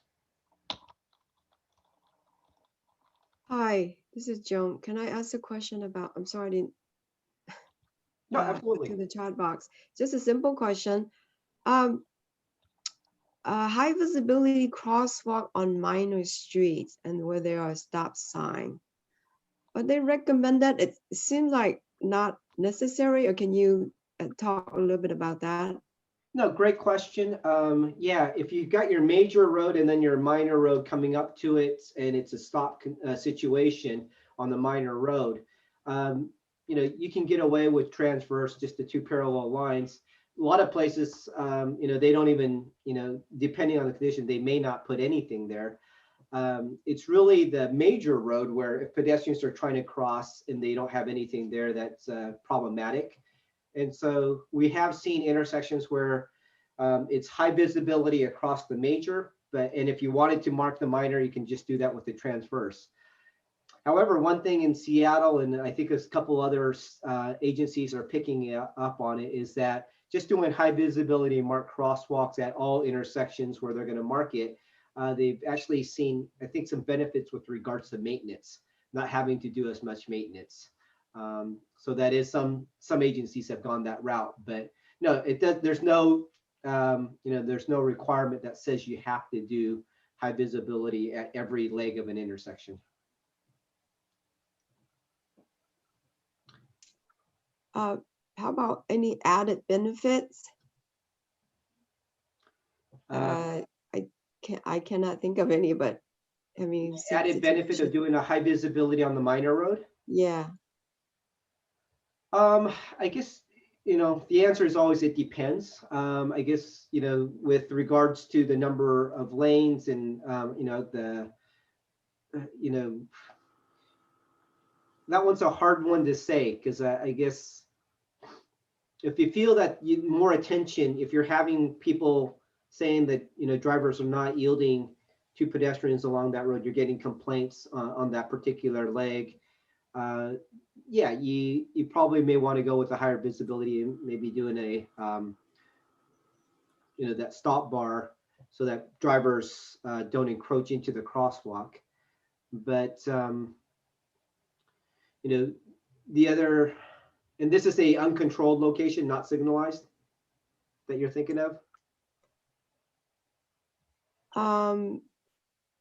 Well, I think City of Oakland, we have some kind of policy, but I'm not sure how tight the policy is that upper management prefers to have a high visibility crosswalk on our directions. So, I'm just trying to understand it. I mean, based on what I know, it doesn't seem to add a lot of benefit, but a lot of additional maintenance to have a high visibility crosswalk on minor streets like that, and where there's stop signs. I guess I can see that maybe some drivers doesn't want to, if they see a crosswalk far ahead, they might tend to stop. And if they don't see it, they might just go ahead and they can probably, just evade the stop sign, not stopping at all. But then, those people, if they want to violate the stop sign, they can do it anywhere, right? So Yeah, no, anyway, that's a just good wondering point. if you have any input.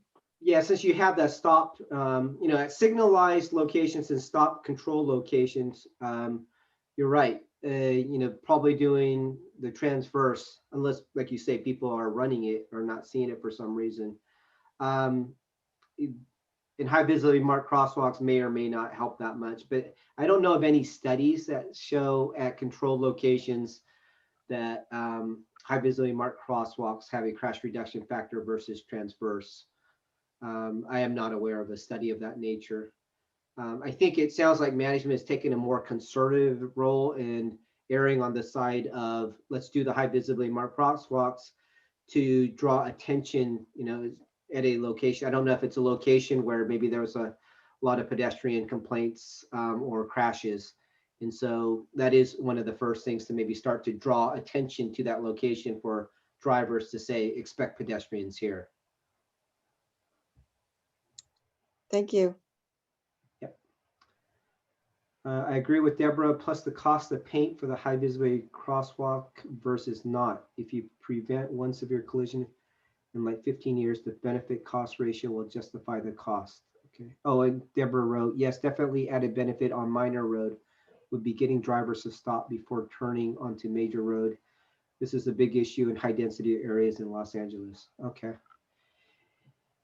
And I was originally thinking I forgot about the stop condition, but yeah, people are not necessarily stopping at those stop signs, and drawing more attention to that might be of some benefit.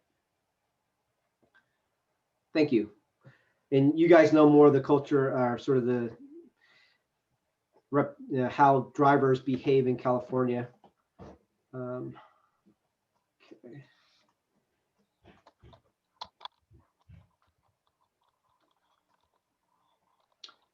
Okay. Any other? I guess we're now at our official stop time, Nicole.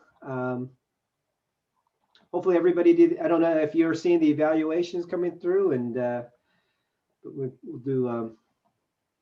Hopefully everyone did that. San Diego considered having different standards for marked crosswalks at different locations, but we ended up making them standard for all marked crossings. Yeah. Brian, is that was that more for the maintenance purposes like Seattle? Maybe similar finding, high vis preference on signal stop control. Oh, that's Tim. Okay. No, for safety. Okay. Oh, great. Thanks for sharing that.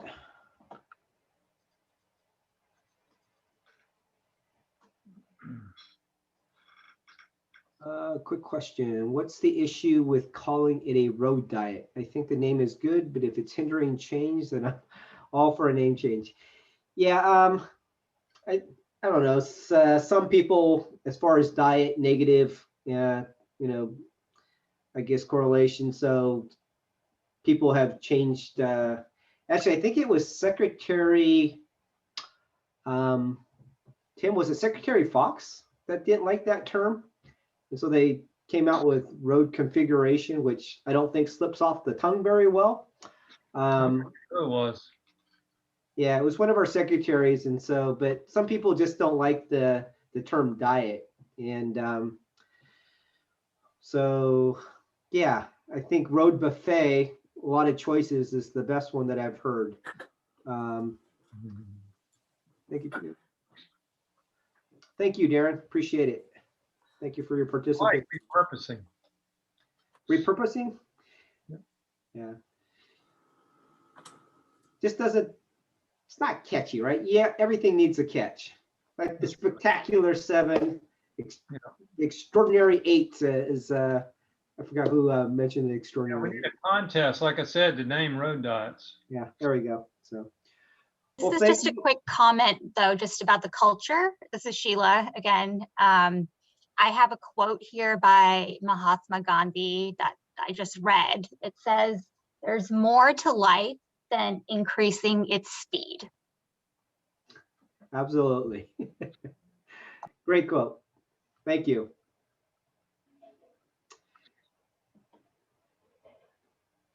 For most of us, I think we're trying to decrease the speed.